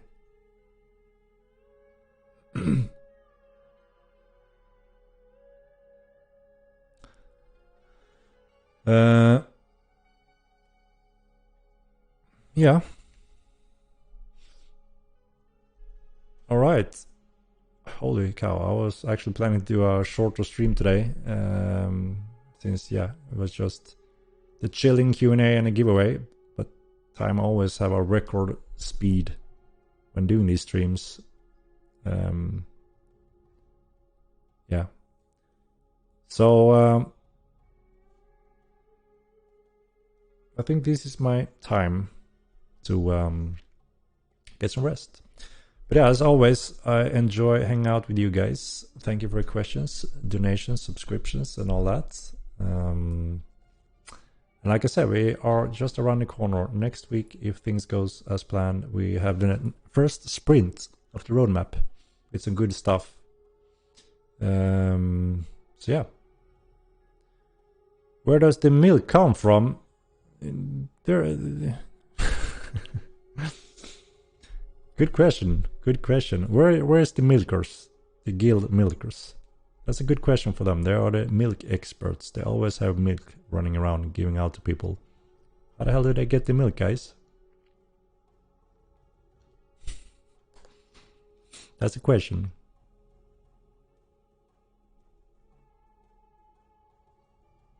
Fix fights problems and we'll be happy. We already did, Luco. The fights problems large scale is fixed, as you saw in the last stress test. Extremely happy to have that milestone. That's a huge burden falling down and we can finally move forward much closer to TC in sieging large scales.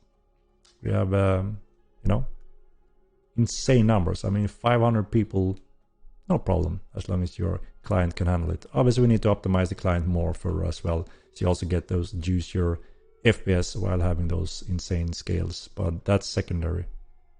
I think Klee would milk Minotaurs. That's true. That's true. I think he said that too. True.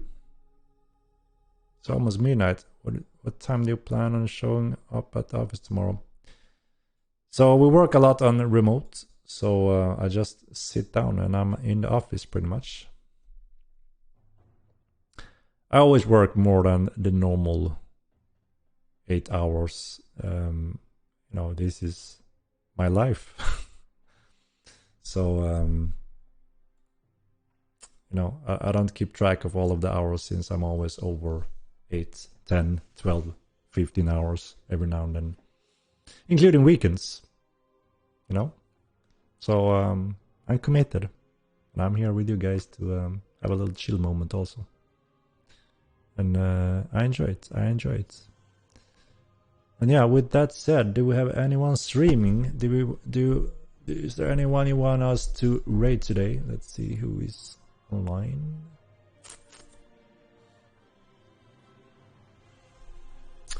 We got. Who do we got? Who do we got? Do you have any suggestions, guys? We need milk. Cow milk. TKS, Henrik, Baron.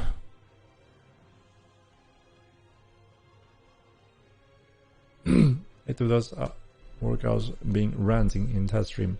I never rant all of the me's. When I do work, I usually have streams running at the next to me every now and then. Doing a great job, Henrik. Lots of us appreciate you. Thank you, man. Thank you very much, Nightingale Ma. Okay, who do we say? Do you have a... Shall I do the usual poll? Let's see. What do we got? What do we got? I will do a little poll. It's easier that way. When the brain is tired, it's easier that way. Raid. What do we got?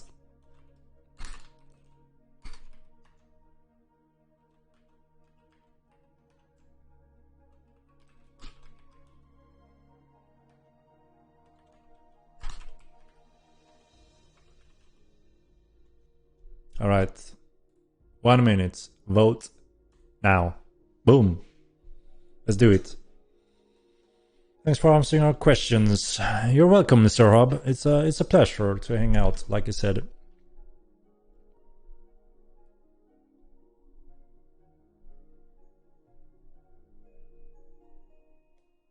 Yeah. Do your vote. I follow. I follow the vote. It's your control. Oh, it's very even. It's very even.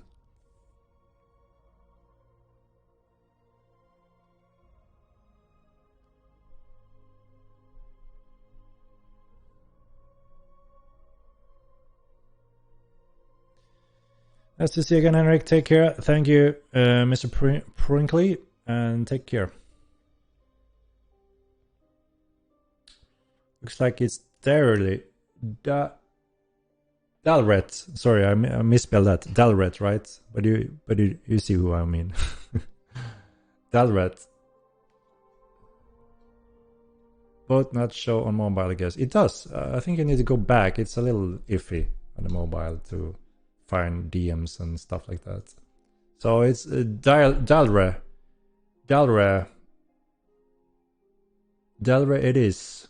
He's a cool guy, you say? Alright, Dalre it is. Had to vote Zoe. Reminds me of me and my VTubing. Alright. Alright. Yeah, again, thank you very much for this week's stream. And I'm really hoping I can have that weather showcase very soon, because it's really fun and exciting to build those effects, and it just looks insane. It gives whole new life to the whole game, which is awesome. And it's a very impressive weather system that I've never ever seen in any other game, period. So it's going to be very exciting to get that life into the world. All right. And again, hopefully next week is the patch. So we're moving forward quickly. Sprint 1 already, guys. All right. Thank you very much. And let me do this. Where the hell is my raid button? There it is.